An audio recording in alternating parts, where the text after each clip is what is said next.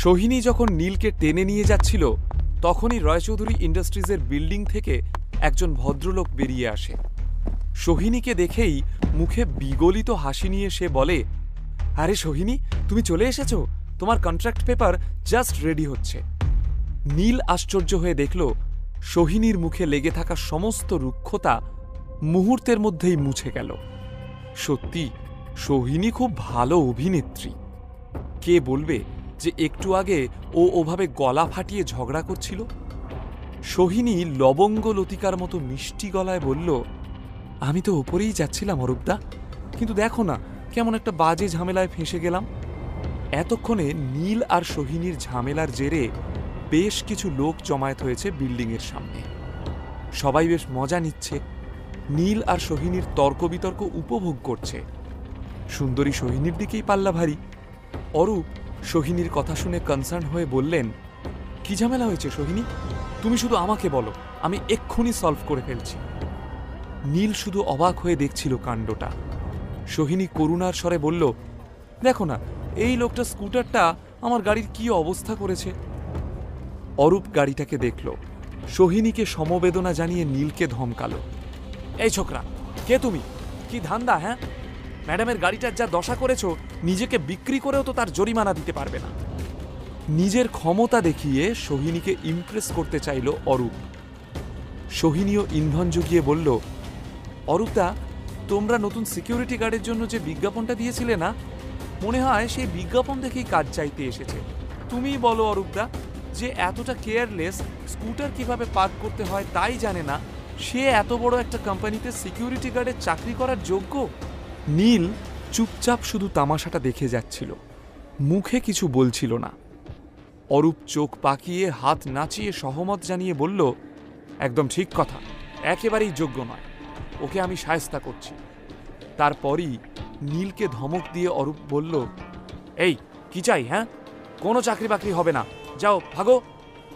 নীল যেন আকাশ থেকে পড়ল অরূপের কথা শুনে। আরে আচ্ছা, মুশকিল তো, দোষটা ওনার আর আপনি আমায় কথা শোনাচ্ছেন। আর ওনার তো সামান্য হেডলাইটই ভেঙেছে, আমার দেখুন তো পুরো স্কুটারটাই একদম থেতলে গেছে, উল্টে আমারই ক্ষতিপূরণ চাওয়া উচিত। সোহিনী নীলের কথাটা প্রায় লুফে নিয়ে বলল, দেখলে অরূপদা, দেখলে, এটাই ওর আসল ধান্দা, ক্ষতিপূরণের নামে টাকা আদায় করার ফন্দি আঁটছিল। অরূপ নীলকে ধমক দিয়ে বলল, সিকিউরিটি গার্ডে চাকরি করতে এসেছিলে না, নাও ইউ আর ফায়ার্ড, ভালোই ভালোই চলে যাও বলছি, না হলে কিন্তু আমি তোমায় জেলের ঘানি টানাবো। বিল্ডিংয়ের অন্যান্য সিকিউরিটি গার্ডদের আদেশ দিয়ে বলল, এক্ষুনি একে ঘাড় ধাক্কা দিয়ে বের করে দাও, যেন অফিসের ত্রিসীমানায় না দেখি। আমার গায়ে কেউ যদি হাত দেয় তাহলে কিন্তু আমি নিজেই পুলিশ ডাকব। নীলও বেশ জোর দিয়ে কথাটা বলল। নীলের কথায় গার্ড সহ অরূপ এবং সোহিনীও ভ্যাবাচাকা খেয়ে গেল। নীল লোকটার গলায় ঝোলানো আই কার্ড দেখে ওর নামটা পড়ল, অরূপ ঘোষ দস্তিদার, ডেপুটি HR। নীল ভেবে পায় না সে হাসবে না কাঁদবে। যার নিজেরই কাউকে ছাঁটাই করার অধিকার নেই, সে কিনা রাস্তায় দাঁড়িয়ে এত ডায়লগ দিচ্ছে। রায়চৌধুরীদের কোম্পানিতে এমন সব লোক রয়েছে বলেই কোম্পানিটা রসাতলে যেতে বসেছে। খানিকটা কড়াভাবেই নীল বলল, আপনি নিজের ডেজিগনেশনের বাইরে গিয়ে কথা বলছেন।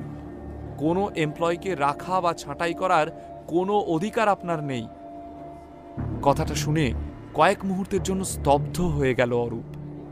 একজন ডেপুটি HR কখনোই কাউকে নিয়োগ বা ছাঁটাই করতে পারে না, কিন্তু নীলের যে সেই জ্ঞানটা থাকতে পারে সেটা অরূপ বুঝতে পারেনি। তবে সোহিনীর সামনে এভাবে অপদস্থ হলে চলবে না, তাই সে শুরু করলো গলাবাজি।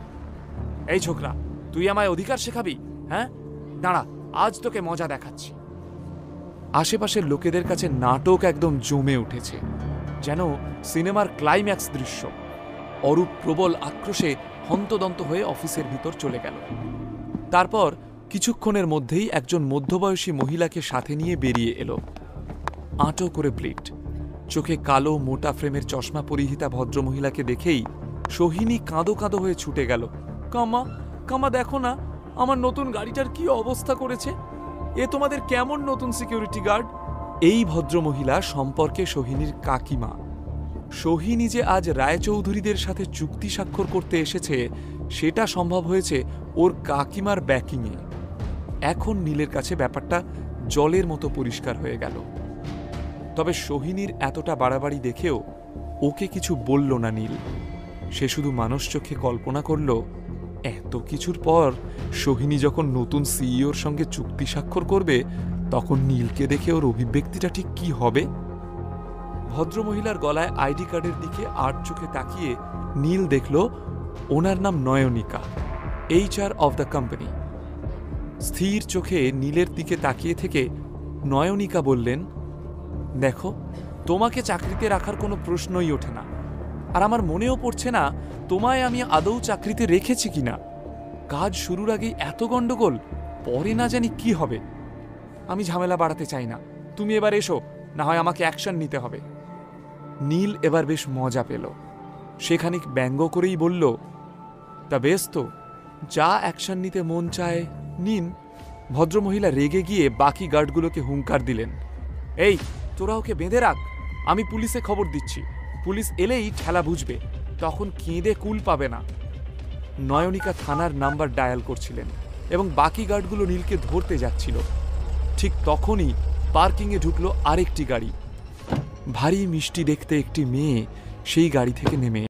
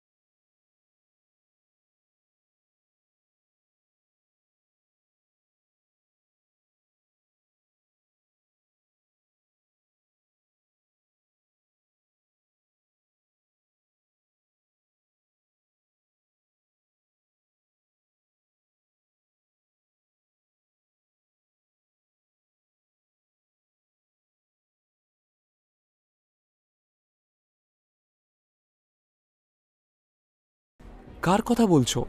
কে সিকিউরিটি গার্ড? মনে হচ্ছে তোমারই মাথাটা গেছে। অরূপও কিছু বুঝে উঠতে পারছে না। কি যা তা বলছো? ওই লোকটা তো আমাদের সিকিউরিটি গার্ডের রিপ্লেসমেন্টেই এসেছে নাকি? নীল এবার মিটিমিটি হাসতে শুরু করে দিল। ও বুঝতে পারল যে খেলা এবার ঘুরে গিয়েছে। কিছুক্ষণের মধ্যেই কিস্তি মাত হবে। অবাক হয়ে নন্দিতা বলল, হেমা, না না, উনি তো আমাদের নতুন সিইও, সিকিউরিটি গার্ড হতে যাবে কেন? তারপরে নীলের দিকে ফিরে ক্ষমা চাওয়ার ভঙ্গিতে বলল, আমি ভীষণ দুঃখিত স্যার, আমার দেরি করে আসার কারণেই আপনাকে এইভাবে সকলের কাছে হ্যারাস হতে হলো। নীল কিন্তু রাগ করল না, হাসি মুখে বলল, ঠিক আছে, ভুল তো মানুষ মাত্রই হয়। সোহিনী অবাক হয়ে দেখছেন নীলকে। এদিকে নয়নিকা এবং অরূপও নিজেদের মধ্যে আলোচনা শুরু করেছে, এ আমাদের নতুন বস।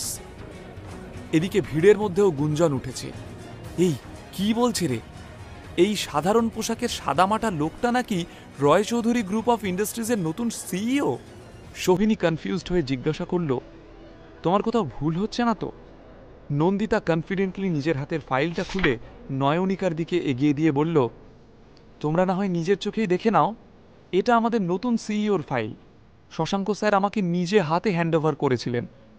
আমাদের নতুন সিইও স্যারের ফটোগ্রাফও রয়েছে। এবার আশা করি তোমাদের বুঝতে কোনো অসুবিধা হচ্ছে না যে ইনিই আমাদের নতুন সিইও। নয়নিকার ঠিক পিছনে দাঁড়িয়েছিল সোহিনী। ছবিটা দেখেই চমকে উঠল সে। বিড়বিড় করে বলল, অবিকল নীলের মতো দেখতে। ছবিটা দেখেও মাথা ঝাঁকিয়ে নন্দিতার দিকে তাকিয়ে সোহিনী বলল, ম্যাডাম, আমি তাও বলবো আপনার কিছু ভুল হচ্ছে। আমি মানছি ছবির সাথে এর চেহারার অনেক মিল আছে, কিন্তু এই সিকিউরিটি গার্ডের নাম নীল। ও আমার সাথে একই কলেজে পড়েছে, ওকে আমি বহু বছর ধরে চিনি। নয়নিকা, সোহিনী, অরূপের মুখে জিজ্ঞাসা। এবার যদি এই মারাত্মক ভুলটা ঠিক করে নেয় নন্দিতা। নীল তাকিয়েছিল সোহিনীর দিকে। সত্যি, কতই না চেষ্টা করছে মেয়েটি। শুধুমাত্র আমায় ছোট করবে বলে এত প্রচেষ্টা? নন্দিনী হেসে বলল, ইয়েস ম্যাডাম, আপনি একদম সঠিক নামটাই বললেন। আমাদের নতুন সিইওর নাম নীল রায়চৌধুরী। কথাটা শোনার সঙ্গে সঙ্গে নয়নিকা আর সোহিনী প্রায় একসঙ্গে ঝুঁকে পড়ল ফাইলের উপর। ফাইলে নতুন সিইওর নামের জায়গায় পরিষ্কারভাবে বড় বড় অক্ষরে লেখা রয়েছে নীল রায়চৌধুরী। সেটা দেখে সোহিনীর পায়ের তলার মাটি কেঁপে উঠল।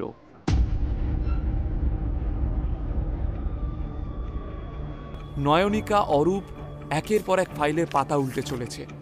তাদের মুখে বিন্দু বিন্দু ঘাম জমেছে। ফাইল শেষ করে ভয়ার্ত মুখে দুজন দুজনের দিকে তাকায়।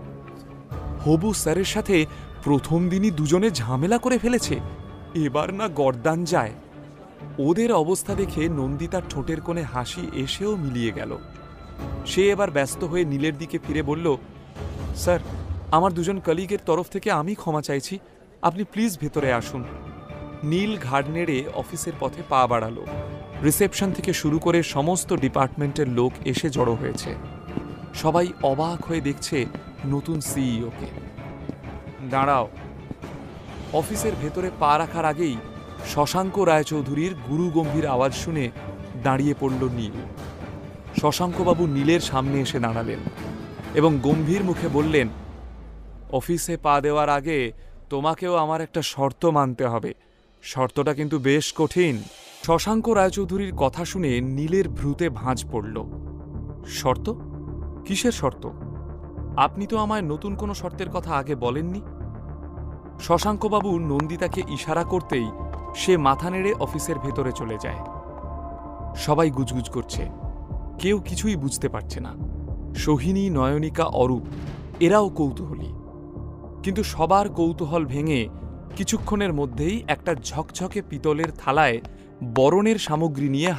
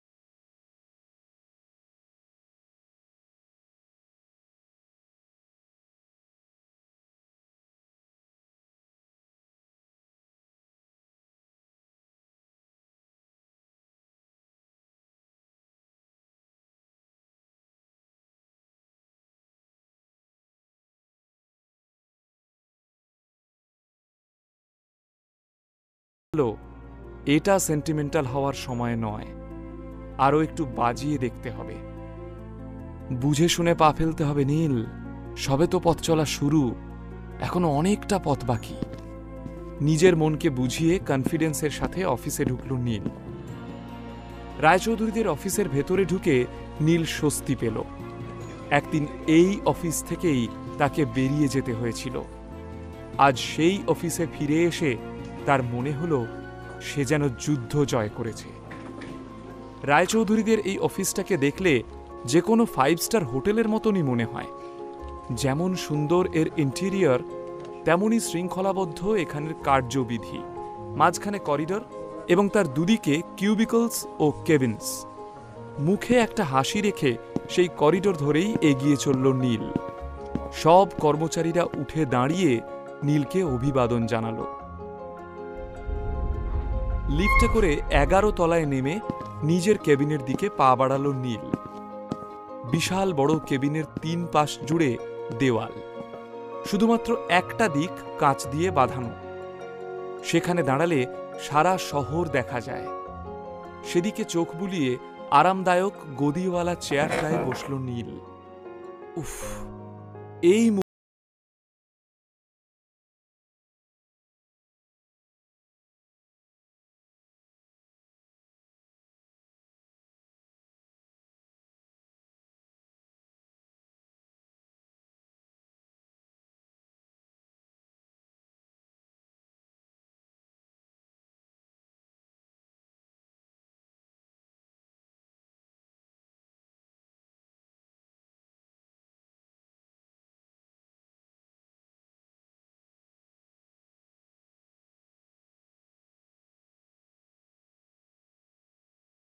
গম্ভীর করে বলল নীল।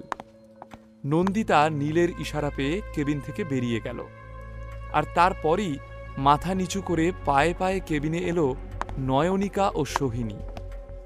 ওদের অবস্থা দেখে নীলের মনে হচ্ছিল দুটো আহত বাঘিনীকে ফাইনালি সে খাঁচায় পুরতে পেরেছে। কিছু না বলেই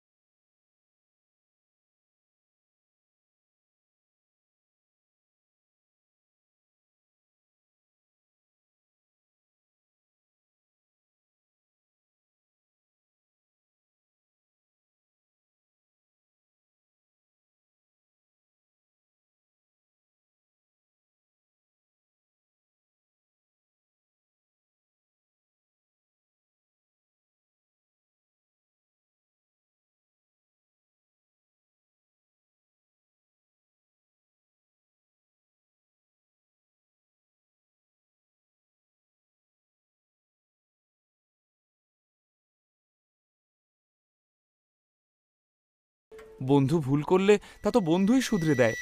বন্ধুত্বের দাবিতে তুমি কি আমাকে একবারের জন্য ক্ষমা করবে না? অত্যন্ত নমনীয় গলায় বলল সোহিনী।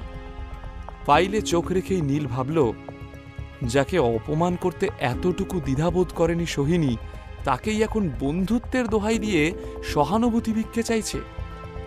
সোহিনীর এমন গিরগিটির মতো রং বদলানো দেখে মনে মনে হাসল নীল। সোহিনী ধীর গলায় বলল, প্লিজ নীল, আমরা কন্ট্রাক্টটা সাইন করে নিই। কিসের কন্ট্রাক্ট? ফাইল থেকে মুখ তুলে বিস্মিত দৃষ্টিতে সোহিনীর দিকে তাকিয়ে কথাটা বলল Neel. May I come in sir? আবারও নন্দিতার আওয়াজ শোনা গেল। নীল সম্মতি জানাতেই নন্দিতা কেবিনের ভেতরে এসে বলল, স্যার, সেন কর্পোরেশন থেকে নবীন সেন আপনার সঙ্গে দেখা করতে এসেছেন। সম্ভবত কোনো বিজনেস প্রপোজাল নিয়ে এসেছেন উনি। আমি ওনাকে অপেক্ষা করতে বলেছি। আপনি কি এখন দেখা করবেন? নবীন সেনের নামটা শুনেই মুচকি হাসল নীল। একদিনে আর কত গিরগিটি দেখতে হবে? মুহূর্তের মধ্যেই নবীন কাকার করা অপমানগুলো মনে পড়ে গেল নীলের। নবীন সেন বাইরের ওয়েটিং লঞ্চে বসে অপেক্ষা করছিলেন। নতুন সিইওকে কিভাবে তিনি ইমপ্রেস করবেন সেটারই মহড়া চলছিল মনে মনে। এই কাজটা যদি সফলভাবে করতে পারেন তাহলে ভালো রকমের লক্ষ্মীলাভ হবে তার। বসে বসে কল্পনার মানসচক্ষে তিনি যেন দেখতে পাচ্ছিলেন মা কল্যাণীর হাত থেকে একটা বিদেশি গাড়ির চাবি নিচ্ছেন উপহার হিসাবে।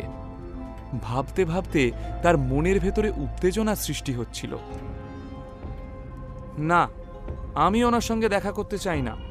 ঠোঁটের কোণে একটা চালাকির হাসি টেনে কথাটা বলল নীল। নন্দিতা একটু অবাক হয়েই নীলের দিকে তাকালো। নয়নিকা ও সোহিনীও মুখ চাওয়াচাওয়ি করল।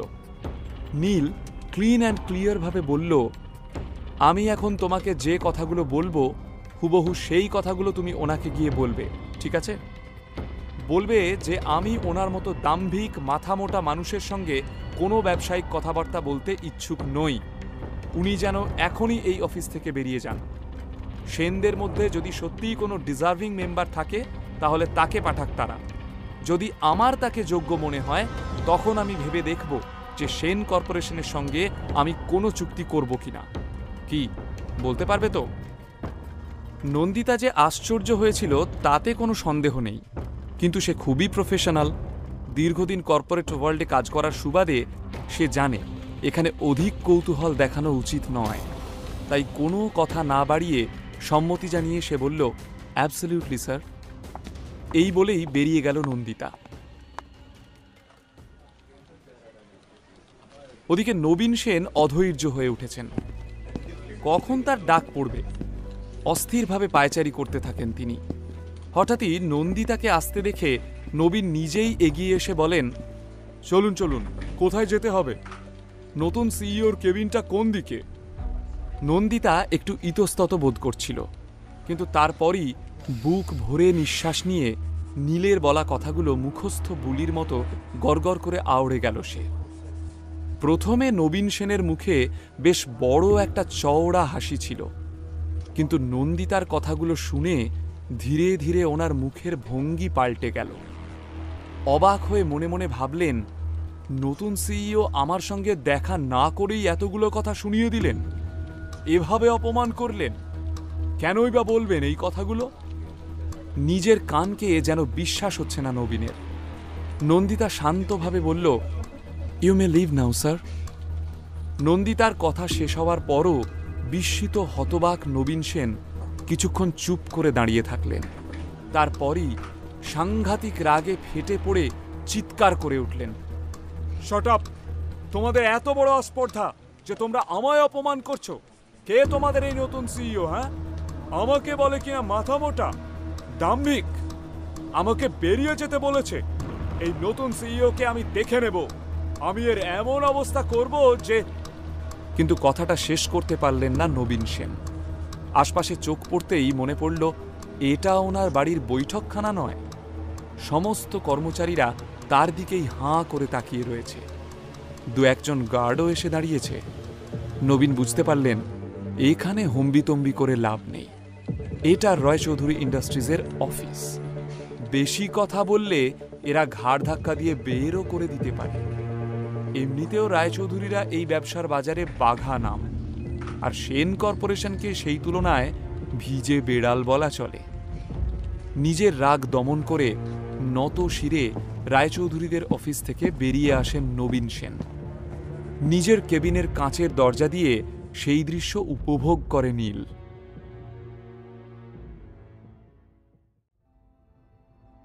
সেদিন সন্ধ্যায় সেন পরিবারের সকল সদস্যদের ডাক পড়ল সেন ম্যানসনে। সকলের সঙ্গেই একটা অত্যন্ত জরুরি মিটিং করতে চান তিনি। যত তাড়াতাড়ি সম্ভব সকলেই পৌঁছে গেল সেন ম্যানসনে। আদ্রিতা দেখল, মুখ কালো করে বসে রয়েছেন শ্রীমতী কল্যাণী সেন। তার পাশের চেয়ারে বসে থাকা অহংকারী নবীন সেনকে দেখে মনে হচ্ছে কেউ যেন ওনার মুখে কালি মাখিয়ে দিয়েছে।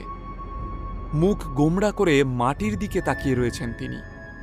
দুজনের অবস্থা দেখে আদ্রিতা বুঝতে পারে যে বেশ গুরুত্বপূর্ণ একটা ঘটনা ঘটেছে, আর তার চেয়েও বেশি গুরুত্বপূর্ণ সিদ্ধান্ত নিতেই সেন পরিবারের সব সদস্যদের ডাকা হয়েছে এখানে।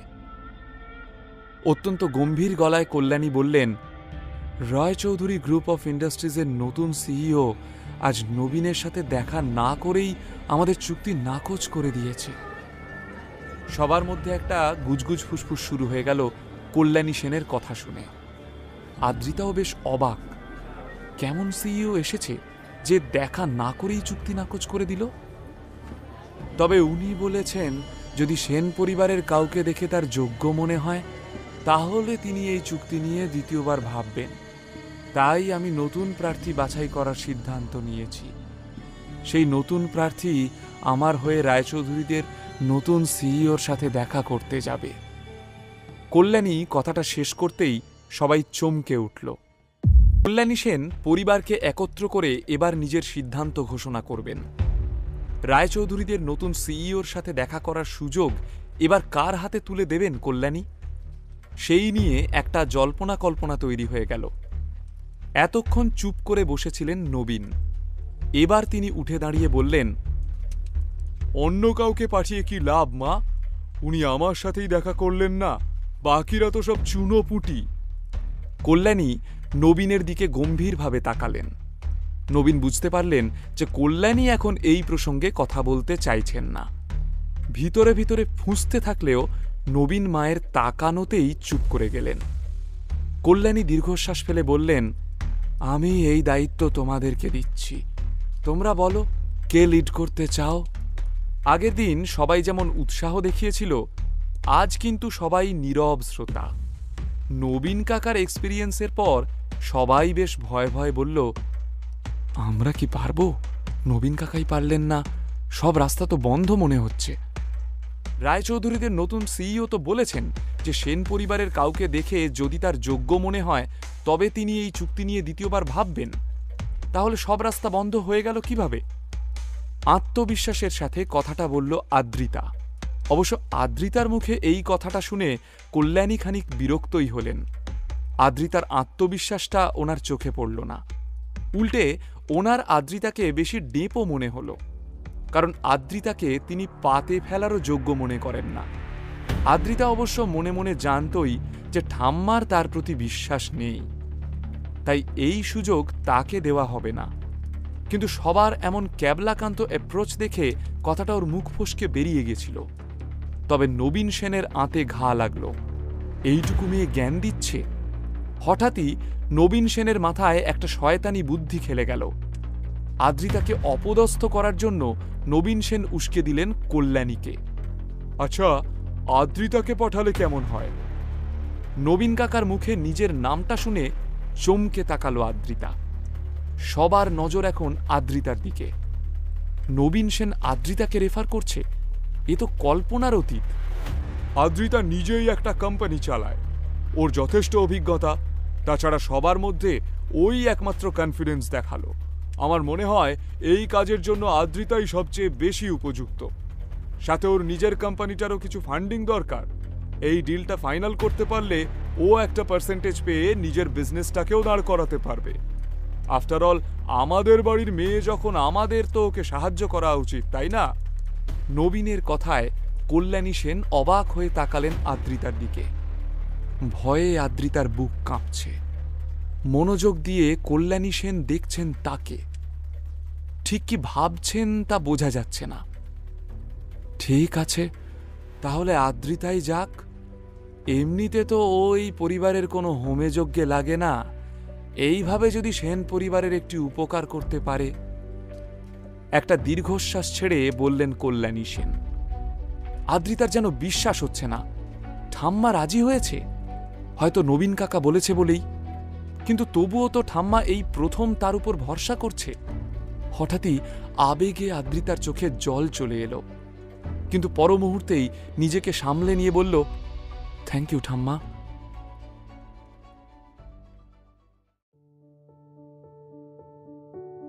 সেন ম্যানসনের বাইরে এসে লাফিয়ে উঠল আদ্রিতা। আনন্দে ওর নাচতে ইচ্ছে করছে। নিজের গাড়ির দিকে পা বাড়িয়েছে। হঠাৎই নবীন কাকা পিছন থেকে বললেন, পিপিলিকার পাখা গজায় মরিবার তরে। কথাটা শুনেছ আদ্রিতা? নবীন কাকার কথায় থতমত খেয়ে গেল সে। নবীন আদ্রিতার কাছে গিয়ে বললেন, তোমার মনে হচ্ছে এই ডিলটা ক্র্যাক করা নস্যি, তাই না? আমায় তো তা ওয়েটিং রুমে বসিয়েছে, তোমায় তো গেটের বাইরে থেকেই তাড়িয়ে দেবে। নিজের বিজনেস চালাতেই হিমশিম খাচ্ছ, আর এ ডিল ক্র্যাক করবে তুমি? কথাটা বলেই নবীন কাকা ভুঁড়ি কাঁপিয়ে হাসতে লাগলেন। আদ্রিতার রাগ হল। সে বুঝতে পারল হেনস্থা করার জন্যই নবীন কাকা তাকে রেফার করেছেন। হাসি থামিয়ে নবীন কাকা বললেন, মা এই ডিলটা নিয়ে অনেক আশায় আছেন।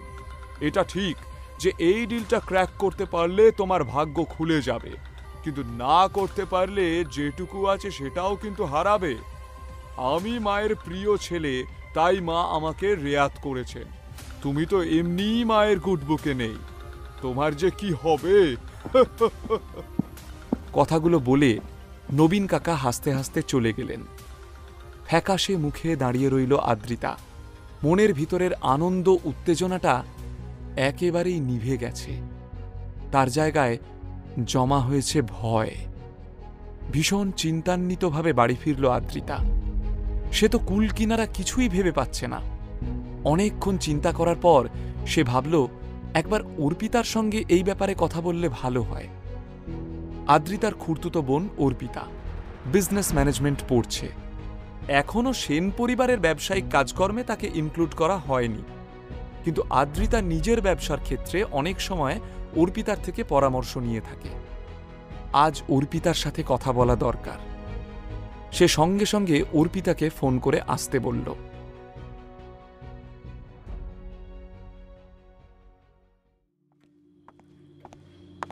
কিরে দি ভাই, কি হয়েছে? হঠাৎ এমন জরুরি তলব? হন্তদন্ত হয়ে আদ্রিতার রুমে ঢুকল অর্পিতা। আদ্রিতা তাকে সবকিছু খুলে বলল। অর্পিতার সঙ্গে খানিকক্ষণ আলোচনা করে আদ্রিতার মনের ভার কিছুটা লাঘব হল। অর্পিতা ফ্রিজ থেকে কোল্ড ড্রিঙ্কসের বোতল বের করে এনে দিদির সঙ্গে জমিয়ে আড্ডা দিতে বসল। হঠাৎই মনে হলো, নীলকে তো অনেকক্ষণ দেখতে পাওয়া যাচ্ছে না। নীলের পিছনে লাগতে পারলে অর্পিতার যেন দিন ভালো যায়। অর্পিতা ব্যঙ্গ করে জিজ্ঞেস করল, হ্যাঁ রে দি ভাই, আমার আদরের জামাইবাবুটি কোথায়? তাকে তো দেখতে পাচ্ছি না।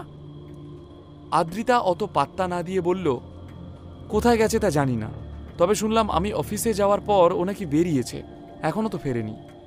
অর্পিতা কোল্ড ড্রিঙ্কসে চুমুক দিয়ে কনসার্ন দেখিয়ে বলল, একটা কথা বলবো দি ভাই, কিছু মনে করিস না।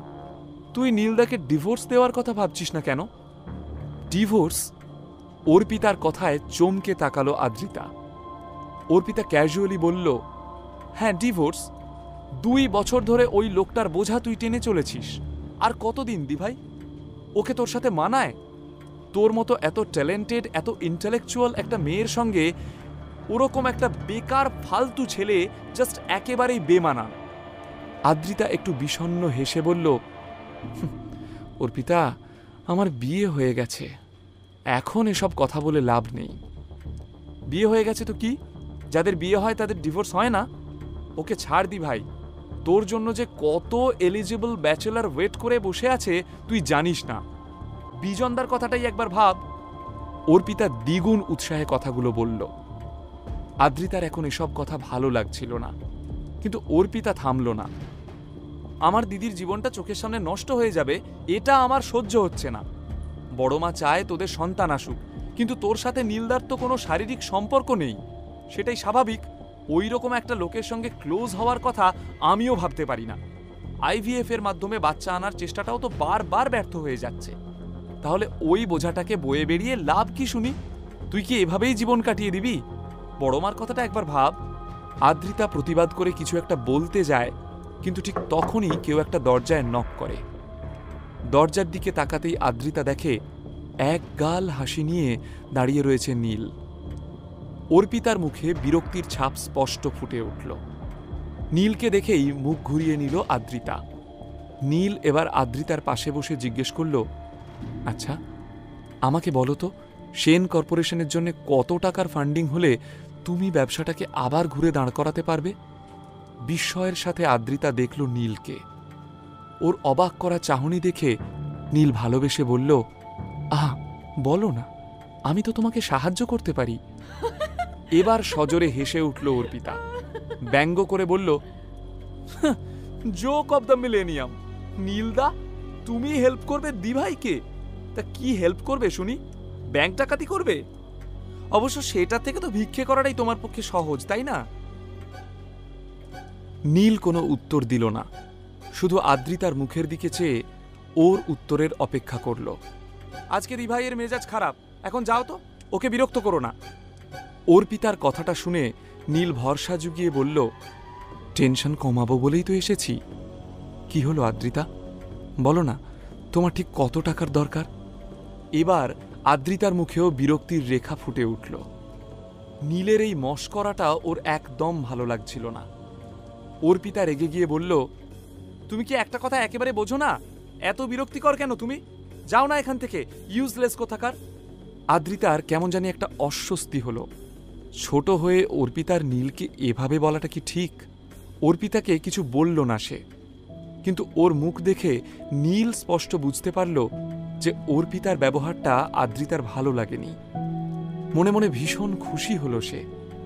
যাক, মুখে কিছু না বললেও আদ্রিতার মনে যে এতটুকু অনুভূতি হয়েছে, এটাই নীলের পরম পাওয়া। নীল অর্পিতাকে বলল, শোনো, আমাদের স্বামী স্ত্রীর ব্যাপারে তুমি নাক গলিও না প্লিজ, আমাদের ব্যাপারটা আমরাই বুঝে নেব। তারপর আদ্রিতার কাছে গিয়ে সে বলল, আদ্রিতা, তোমার জন্য একটা সারপ্রাইজ আছে, তাই টাকার অ্যামাউন্টটা জানতে চাইছি। বিস্মিত চোখে নীলের দিকে তাকালো আদ্রিতা। সারপ্রাইজ? আহারে বেচারা নীলদা, ওর আইডিয়াল হাজব্যান্ড হওয়ার শখ হয়েছে রে দি ভাই। কথাটা বলেই হাসিতে ফেটে পড়ল অর্পিতা, কিন্তু অর্পিতার কথায় কান না দিয়ে নীল নিজের পকেট থেকে একটা চেকবুক বের করল। তারপর একটা ব্ল্যাঙ্ক চেকে খসখস করে নিজের নামটা সই করল সে। আদ্রিতার দিকে এগিয়ে দিয়ে বলল, এটা রাখো, এতে নিজের মন মতো অ্যামাউন্ট বসিয়ে নিও। আদ্রিতা নিজের চোখ কান কোনো কিছুকে বিশ্বাস করতে পারছে না। কিছুদিন ধরেই নীলকে যেন কেমন অন্যরকম লাগছে। কে এই নীল? আমি তোমার হাজব্যান্ড আদ্রিতা। নীল আদ্রিতার চোখের দিকে তাকিয়ে কথাটা বলল নীল। এতক্ষণ পেঁচার মতো অবাক গোল গোল চোখে নীলের দিকে তাকিয়েছিল অর্পিতা। ব্যাপারটা কি হচ্ছে সে ঠিক বুঝে উঠতেই পারছিল না, কিন্তু হঠাৎই প্রচণ্ড চিৎকার করে হেসে উঠল সে। ওর হাসি যেন থামতেই চাইছে না। কোনো রকমে নিজেকে সামলে বলল, উফ, পেট ব্যথা হয়ে গেল আমার। নীলদা মনে হয় ভুলে গেছে চেক দিতে হলে ব্যাংকে টাকা থাকতে হয়। অবশ্য না জানাটাই স্বাভাবিক, টাকা পয়সা তোলার তো দরকার পড়েনি। দিব্যি তো গৃহপালিত পোষ্যের মতো বউয়ের ঘাড়ে বসেই খেয়ে যাচ্ছ। অর্পিতার কথায় কোনো উত্তর দিল না নীল, শুধু মৃদু হাসল। অর্পিতার সাথে কথা বলতে ওর রুচিতে বাঁধল। কিন্তু এবার আদ্রিতারও মাথাটা গরম হয়ে গেল। টাকা নিয়ে মস্করা করছে নীল। সে রেগে গিয়ে বলল, তোমার আদৌ কোনো টাকা আছে যে তুমি আমায় চেক দিচ্ছ? নীল শান্তভাবে বলল, একটা কাজ করো, নেট ব্যাংকিং করে আমার ব্যাংক অ্যাকাউন্টটা তুমি একবার চেক করে নাও, তাহলে আশা করি তোমার আর এত কনফিউশন থাকবে না, রাইট? অর্পিতা মনে মনে খুব খুশি হচ্ছিল। নীলকে আরও একবার খোরাক বানানো যাবে। মস্করা করে বলল, এই দি ভাই, কি এত ভাবছিস? নীলদা যখন এত করে বলছে, নীলদার ব্যাংক অ্যাকাউন্টটা চেক করে দেখ না। তোর জন্য কত কোটি টাকা রেখেছে সে। হয়তো কোনো লটারি পেয়েছে, কিংবা হঠাৎ করে চিচিং ফাঁকের গুহার হদিশ পেয়েছে। কি নীলদা, তাই তো? এবারও নীল অর্পিতাকে কোনো উত্তর দিল না। আদ্রিতার দিকে তাকিয়ে বলল, একবার ভরসা করে দেখো না আদ্রিতা। সদ্য সংকুচিত নীলকে এইভাবে দৃঢ় গলায় আত্মবিশ্বাসের সঙ্গে কথা বলতে দেখে ভীষণই আশ্চর্য লাগছিল আদ্রিতার। অর্পিতা আর নীল দুজনের জোরাজোরিতে আদ্রিতার নিজের মোবাইলেই নেট ব্যাংকিংয়ের মাধ্যমে নীলের ব্যাংক অ্যাকাউন্ট চেক করতে গেল। পাসওয়ার্ড দেওয়ার সময় নীল মুখ নিচু করে আদ্রিতার কানে কানে বলল, তোমার জন্মদিনের তারিখটাই আমার নেট ব্যাংকিংয়ের পাসওয়ার্ড। অদ্ভুত লাগলো আদ্রিতার। অবিশ্বাস আর বিস্ময় দেখা দিল আদ্রিতার চোখে মুখে। পাসওয়ার্ড দিতেই নীলের ব্যাংক স্টেটমেন্ট আদ্রিতার মোবাইল স্ক্রিনে ভেসে উঠল। কয়েক মুহূর্তের জন্য আদ্রিতা যেন স্তব্ধ হয়ে গেল। ব্যাংক অ্যাকাউন্টে স্পষ্ট দেখা যাচ্ছে লাস্ট ব্যালেন্স 5 কোটি টাকা। নিজের চোখকে যেন বিশ্বাস করতে পারল না আদ্রিতা। ব্যাংক অ্যাকাউন্টের ডিটেলস দেখে আবারও নীলকে অপদস্থ করবে ভেবেছিল অর্পিতা। ব্যালেন্স দেখার জন্য প্রায় ঝুঁকে পড়েছিল মোবাইলের উপর, কিন্তু ব্যালেন্সটা দেখে হাঁ হয়ে গেল অর্পিতার মুখ। আদ্রিতা বিভ্রান্ত গলায় নীলের দিকে তাকিয়ে বলল, এত টাকা তোমার অ্যাকাউন্টে এলো কিভাবে? তুমি তো কোনো চাকরিও করো না, না কোনো ব্যবসা করো। এই টাকা তুমি কোথায় পেলে নীল? আদ্রিতার কথা শুনে অর্পিতাও যেন সম্বিত ফিরে পেল। দ্বিগুণ উৎসাহে লাফিয়ে বলে উঠল, নির্ঘাত কোনো ভুল কাজ করেছে। দিভাই, আমি তোকে বলছি, একটা বড় সর্বনাশ ঘটাবে নীলদা। তুই এখনই একটা ব্যবস্থা। অর্পিতা কথা শেষ করার আগেই আদ্রিতা চিৎকার করে উঠল, আহ, তুই থামবি একটু? আমায় একবার বিষয়টা ভাবতে দে। দিদির এমন ব্যবহারে অর্পিতা থেমে গেল। আদ্রিতার মাথা কাজ করছে না। নীলের অ্যাকাউন্টে এত টাকা কোথা থেকে এলো? এরই মধ্যে ঘরে ঢুকল আদ্রিতার মা চিত্রা সেন। গম্ভীর গলায় বলল, কি হলোটা কি? এত চেঁচামেচি কিসের শুনি? এতক্ষণ এখানে যা ঘটল, অর্পিতা সুযোগ বুঝে সেই তিলকে তাল করে লাগাতে আরম্ভ করল চিত্রার কানে। হঠাৎই সবাইকে অবাক করে দিয়ে আদ্রিতা নীলের হাত ধরে হিড়হিড় করে টেনে নিয়ে গেল ব্যালকনিতে। সেখানে গিয়েই ব্যালকনির দরজাটা বন্ধ করে দিল আদ্রিতা।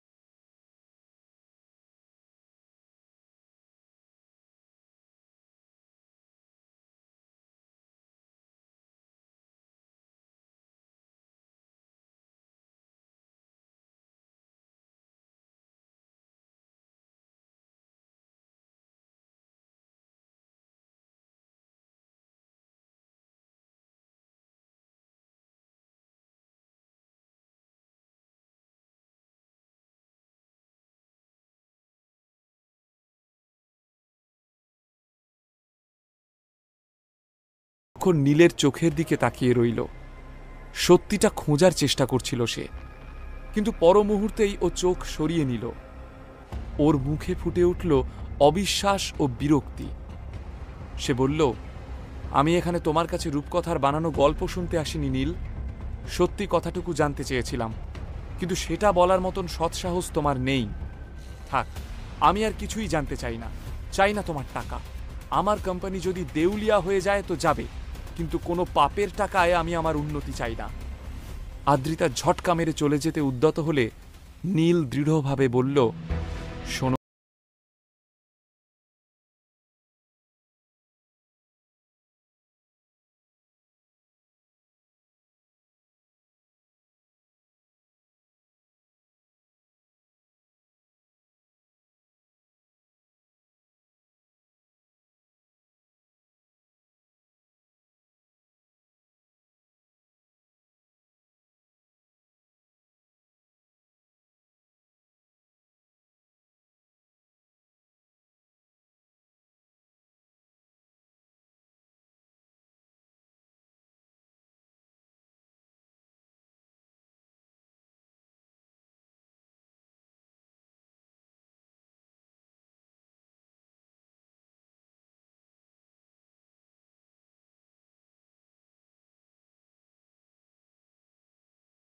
ক্ষণে চলে গিয়েছে। মনে মনে বেশ রাগ হলো নীলের। অর্পিতাকে যতটা উত্তর দেওয়ার ছিল সবটা ঠিক দিয়ে ওঠা হলো না। আর একটু থাকলে ওকে আরো দু চারটে কথা শোনাতো নীল। কিন্তু যাবার আগে অর্পিতা সবটাই জানিয়ে গেছে চিত্রাকে। তিনি নীলকে দেখে তার সমস্ত রাগ প্রকাশ করে বললেন, কি সর্বনাশ ঘটিয়ে এসেছো নীল? কোথা থেকে অতগুলো টাকা পেলে তুমি? আদ্রিতা মায়ের কাছে গিয়ে নিচু গলায় কিছু বলতেই চিত্রা চুপ করে গেলেন। তার চোখে নীলের জন্য যে বিরক্তিটা সারাক্ষণ ফুটে থাকত, সেটা এখন আর দেখা যাচ্ছে না, শুধুই বিস্ময়। আদ্রিতা নিশ্চুপেই তার হয়ে কথা বলল। এটা দেখে চোখ জুড়িয়ে গেল নীলের। রয়চৌধুরী ইন্ডাস্ট্রিজের সিইওর রদবদলে পূর্ব ভারতের অর্থনীতির উপর জোরালো প্রভাব পড়েছিল। যেসব শেয়ারের দাম হু হু করে নামতে শুরু করেছিল, সেগুলো আবার দ্রুত উঠতে শুরু করে দিল। পূর্ব ভারতের বহু নামিদামি এন্টারটেইনমেন্ট কোম্পানি রায়চৌধুরীদের সঙ্গে কাজ করতে চাইছিল, টাই আপ করার জন্য উদ্গ্রীব হয়েছিল। কিন্তু নীল সিইওর চেয়ারে বসার পরেই অনেক বদল ঘটল কোম্পানিতে। পুরনো যেসব কোম্পানির সঙ্গে এতদিন রায়চৌধুরীরা কাজ করছিল, তাদের সাথে সমস্ত কন্ট্রাক্ট বাতিল করে দিল নীল। নতুন কোম্পানিদের সুযোগ দিল সে, নতুন চুক্তি স্বাক্ষর করল তাদের সাথে। এই নিয়ে এখন প্রতিদিনই খবরের কাগজের পাতার শিরোনামে থাকছে রায়চৌধুরীরা। এরই মধ্যে একটা খবর অর্থনৈতিক দুনিয়ায় বেশ সাড়া জাগাল। সেন কর্পোরেশন এবং রয়চৌধুরী ইন্ডাস্ট্রিজের মধ্যে নতুন চুক্তি। এটা ঠিক কারো কাছেই প্রত্যাশিত ছিল না। সেন কর্পোরেশন কলকাতার একটা নামী কোম্পানি, কিন্তু রায়চৌধুরীদের প্রশংসা তো সারা ভারতবর্ষ জুড়ে। তবে সব থেকে নজর কাড়ল একটা ঘটনা। দুই কোম্পানির এই কন্ট্রাক্ট সাইন হল আদ্রিতা সেনের তত্ত্বাবধানে। সেন কর্পোরেশনের নাম লোকমুখে বেশ চর্চিত হলেও ব্যবসায়িক মহলে আদ্রিতা সেনকে তেমন কেউই চিনত না। এখন কিন্তু আদ্রিতা সেনের নাম সবার মুখে মুখে। কিন্তু সবচেয়ে বেশি যার কাছে এটা বিস্ময়ের, সে হল স্বয়ং আদ্রিতা। এমন অভাবনীয় ঘটনা যে আদৌ ঘটতে পারে সে স্বপ্নেও ভাবতে পারেনি। কারণ নবীন কাকার মতো রায়চৌধুরীদের নতুন সিইও আদ্রিতার সাথেও দেখা করেননি, কিন্তু ভীষণ খাতির যত্ন করে সেক্রেটারির হাত দিয়েই কন্ট্রাক্ট পেপার পাঠিয়েছিল আদ্রিতাকে। পুরো কন্ট্রাক্ট পেপার পড়ে আদ্রিতা তো অবাক। সবটাই তাদের স্বার্থের অনুকূলে। এও কি সম্ভব? এ যেন ম্যাজিকের মতো। সই করতে দুবারও ভাবেনি আদ্রিতা। নিজের এই সাফল্যকে ও নিজেই বিশ্বাস করে উঠতে পারছিল না। আর সেন পরিবার তো আনন্দে উচ্ছ্বাসে ভেসে যাচ্ছিল প্রায়। শহরের সব থেকে নামী হোটেলে এই বিজনেস ডিল ক্র্যাক করার আনন্দে পার্টি থ্রো করেছিলেন স্বয়ং শ্রীমতী কল্যাণী সেন। সেই পার্টির মধ্যমণি নীল শাড়ি পরা আদ্রিতা। একদিকে ওর ভীষণ ভালো লাগছিল যে সবাই তার এত প্রশংসা করছে, কিন্তু অন্যদিকে একটা অস্বস্তিও তার মনে খেলা করে যাচ্ছিল। সে বারবার একটা কথাই ভাবছিল যে বাস্তবে কি এই কাজটার পিছনে তার নিজের কোনো কৃতিত্ব রয়েছে। নীল আদ্রিতার পিছনে পিছনেই ঘুরছিল সারা পার্টিতে, ওর কি লাগবে না লাগবে সবটার খেয়াল রাখছিল। কিন্তু ঠিক তখনই একটা ভীষণ বাজে ঘটনা ঘটল সেখানে। নীল এবং নবীন কাকার মধ্যে এক গুরুতর ঝগড়া বেঁধে গেল। নীলের কলার টেনে ধরলেন নবীন কাকা, প্রায় চড় মারবেন এমন অবস্থা। সমস্ত অতিথিরা তা দেখে অবাক হয়ে গেল, কিন্তু কেউ এগিয়ে গিয়ে থামালো না নবীন সেনকে। শুধুমাত্র একজনই দাঁড়ালো নবীন সেনের সামনে নীলের ঢাল হয়ে। সেটা আর কেউ না, সে নীলের স্ত্রী আদ্রিতা। নীল এবং নবীন কাকার মধ্যে ঘটে যাওয়া ঝগড়ার কারণ জানতে হলে আমাদের ফিরে যেতে হবে পার্টির শুরুর দিকে। আদ্রিতা সেই সময় হাসি মুখে পার্টিতে সবার অভিনন্দন গ্রহণ করছিল। হঠাৎই ওর কানে এলো একটা কড়া গলার স্বর, এই ছোড়া, ওঠো এই সিট থেকে। আদ্রিতা পিছন ফিরে স্টেজের দিকে তাকিয়ে চমকে গেল। বিরক্ত মুখে নবীন কাকা এদিকেই এগিয়ে আসছিলেন, তার পিছনে শালিনী মিত্র। আদ্রিতা দেখল নবীন কাকা বিরক্ত মুখে তাকিয়ে রয়েছেন নীলের দিকেই। সবেমাত্র একটি সুন্দর আরামদায়ক চেয়ারে গিয়ে বসেছিল নীল, আর ঠিক তখনই নবীন কাকা চেঁচামেচি শুরু করে দিলেন। চোখ বড় বড় করে বললেন, কথা কানে যাচ্ছে না? এই সিটটা শালিনী ম্যাডামের জন্য স্পেশালি বুকড, ওঠো বলছি। ভালো মতো বললে নীল হয়তো উঠে যেত, কিন্তু নবীন সেন যেভাবে দাঁত খিচিয়ে বললেন তাতে ওর আত্মমর্যাদায় আঘাত লাগল। তাই নাকি? তার নামটা কোথায় লেখা আছে? নবীন চোখ পাকিয়ে বললেন, যত বড় মুখ নয় তত বড় কথা। 2 পয়সার মুরদ নেই, বউয়ের দয়াতে এত বড় একটা পার্টিতে আসার সুযোগ পেয়েছ, যা বলবো তাই মুখ বুঝে মেনে নেবে। পার্টিতে সবার দৃষ্টি শুধু নবীন সেন আর নীলের বাকবিতণ্ডার দিকে। আদ্রিতা বেশ বুঝতে পারছিল নবীন কাকা ইচ্ছে করেই অপমান করতে চাইছেন নীলকে। আসলে ভিতরে ভিতরে আদ্রিতার প্রতি একটা হিংসাবোধ কাজ করছে নবীন সেনের, আর তা প্রকাশ পাচ্ছে নীলের সাথে করা দুর্ব্যবহারে। নবীন সেন নিজে রায়চৌধুরীদের সাথে ডিল ক্র্যাক করতে পারেননি, অপমানিত হয়ে ফিরে এসেছিলেন। এদিকে আদ্রিতা বিনা বাক্য ব্যয়ে সেই ডিল ক্র্যাক করে ফেলল। এটা ভাবতেই নবীন সেনের মাথায় আগুন জ্বলে যাচ্ছিল। আজ বিশেষ অতিথি হিসাবে শালিনী মিত্র রয়েছে এই পার্টিতে। শালিনী মিত্র মিত্র গোল্ড অ্যান্ড ডায়মন্ডসের মালিকের বড় মেয়ে এবং কোম্পানির একজন চেয়ারপারসন। তিনি সোসাইটিতেও বেশ প্রভাবশালী। তার গুডবুকে থাকতে পারলে আদ্রিতারই ভালো। ও জানে নবীন কাকা আর নীল মুখোমুখি হলেই একটা গণ্ডগোল সৃষ্টি হয়, তবে আজ কোনো গণ্ডগোল না বাঁধলেই মঙ্গল। কিন্তু নীল তো আগে থেকেই নবীন কাকার উপর খাপ্পা হয়ে রয়েছে, তাই সেও সহজে ছাড়বার পাত্র নয়। ঝগড়ার মাঝে একবার অবশ্য শালিনীর দিকে চোখ পড়ল নীলের। ভীষণ চেনা চেনা লাগছে ওকে, তবে কোথায় দেখেছে তা কিছুতেই মনে করতে পারল না নীল। ইতিমধ্যেই হুইল চেয়ারে করে কল্যাণী সেন এসে পড়েছেন পার্টি হলে। তার দৃষ্টিও নীল আর নবীন সেনের তর্কাতর্কির দিকেই। ওনার মুখে সৌজন্যের হাসি অটুট, কিন্তু তার শীতল চোখের দৃষ্টি আদ্রিতার চোখ এড়াল না। নবীন কাকা যে ঠাম্মার সবচেয়ে আদরের ছেলে তা আদ্রিতা জানে, সাথে এটাও জানে যে এই ঝগড়ার প্রকোপ তার উপরেও আসতে পারে। চিত্রাও এই ঝগড়ায় ভীষণ বিরক্ত। সে বার কয়েক নীলকে থামানোর চেষ্টা করে।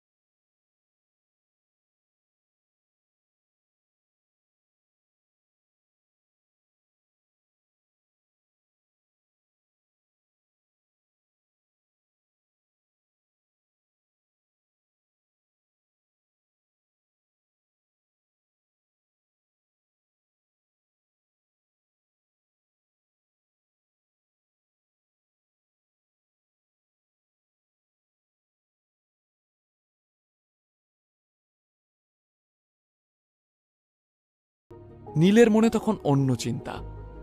আজ প্রথমবার আদ্রিতা তাকে এভাবে ডেকে একটা অনুরোধ করল। ভালোবাসার বন্ধনে বেঁধে থাকা মানুষগুলোর মতো দাবি, আবদার, অনুরোধ সব মেশানো ছিল আদ্রিতার কথায়। তাহলে কি ওরা দুজনেই ভালোবাসার পথে চলতে শুরু করল?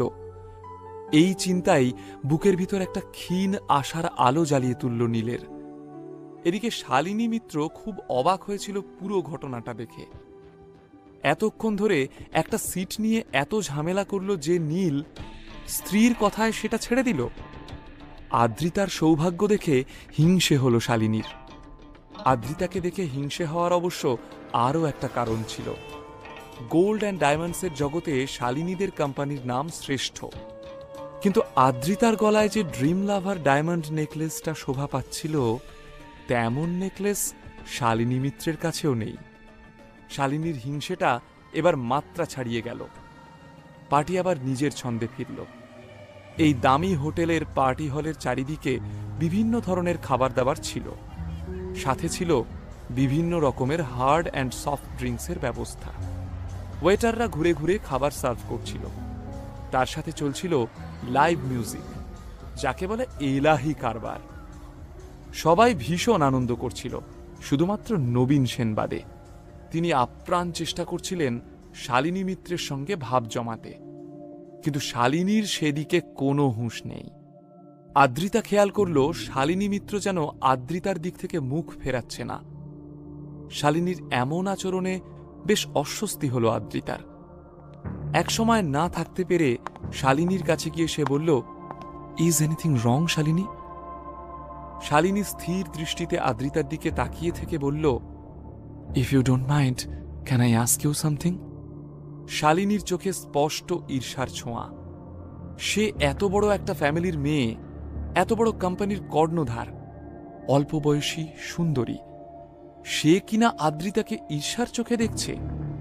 এটা ভেবেই খুশি হয়ে গেল আদ্রিতা, কিন্তু মনের ভাব লুকিয়ে সে জিজ্ঞেস করল, বলো না, কি জানতে চাও? শালিনী কৌতূহল নিয়ে জিজ্ঞেস করল, এই রেয়ার ড্রিম লাভার নেকলেসটা তুমি কোথা থেকে কিনেছ? আদ্রিতা একটা ফেক হাসি হেসে বলল, ও এই নেকলেস? সরি শালিনী, আমার ঠিক জানা নেই। আসলে এটা আমাকে আমার এক বন্ধু উপহার দিয়েছে। শালিনী আর আদ্রিতার কথাবার্তা শুনে আশেপাশের বেশ কয়েকজন ঘুরে ঘুরে ওদের দেখছিল। দুজনই সুন্দরী, অ্যাট্রাকটিভ এবং সাকসেসফুল মহিলা।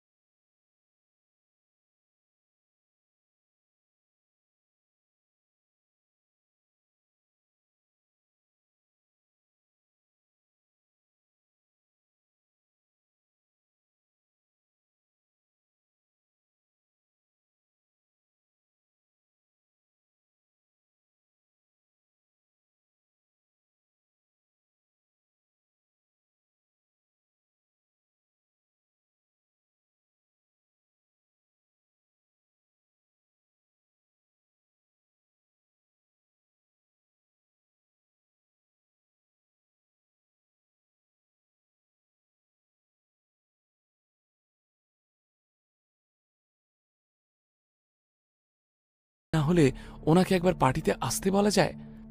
আচ্ছা, মুশকিলে পড়ল আদ্রিতা। অতিথির কথা ফেলাও যায় না, কিন্তু হঠাৎ করে বিজনকে ডাকলে কোনো ঝামেলা ঘটবে না তো? সকলেই আদ্রিতার মুখের দিকে তাকিয়ে রয়েছে। অগত্যা নিজের মোবাইল ফোনটা ব্যাগ থেকে বার করে বিজনের নাম্বার ডায়াল করল আদ্রিতা। বন্ধুদের সঙ্গে বসে দুঃখে বিয়ার খাচ্ছিল বিজন। তার জীবনের সব কিছু মাত্র একদিনের মধ্যে ওলটপালট হয়ে গেছে। গতকালই তার কাছে রায়চৌধুরী ইন্ডাস্ট্রিজের থেকে একটা ফোন এসেছিল। একটা অচেনা লোক তাকে হুমকি দিয়ে বলেছিল, নিজে চুনোপুটি হয়ে রায়চৌধুরীদের মতো রাঘব বোয়ালের সাথে ঝামেলা করেছিস, এর শাস্তি তোকে পেতে হবে বিজন। বিজন তো বুঝতেই পারল না যে রায়চৌধুরী গ্রুপের কার সাথে সে দুর্ব্যবহার করেছিল। অথচ এই ফোন আসার পর থেকে একের পর এক সর্বনাশ ঘটল বিজনের।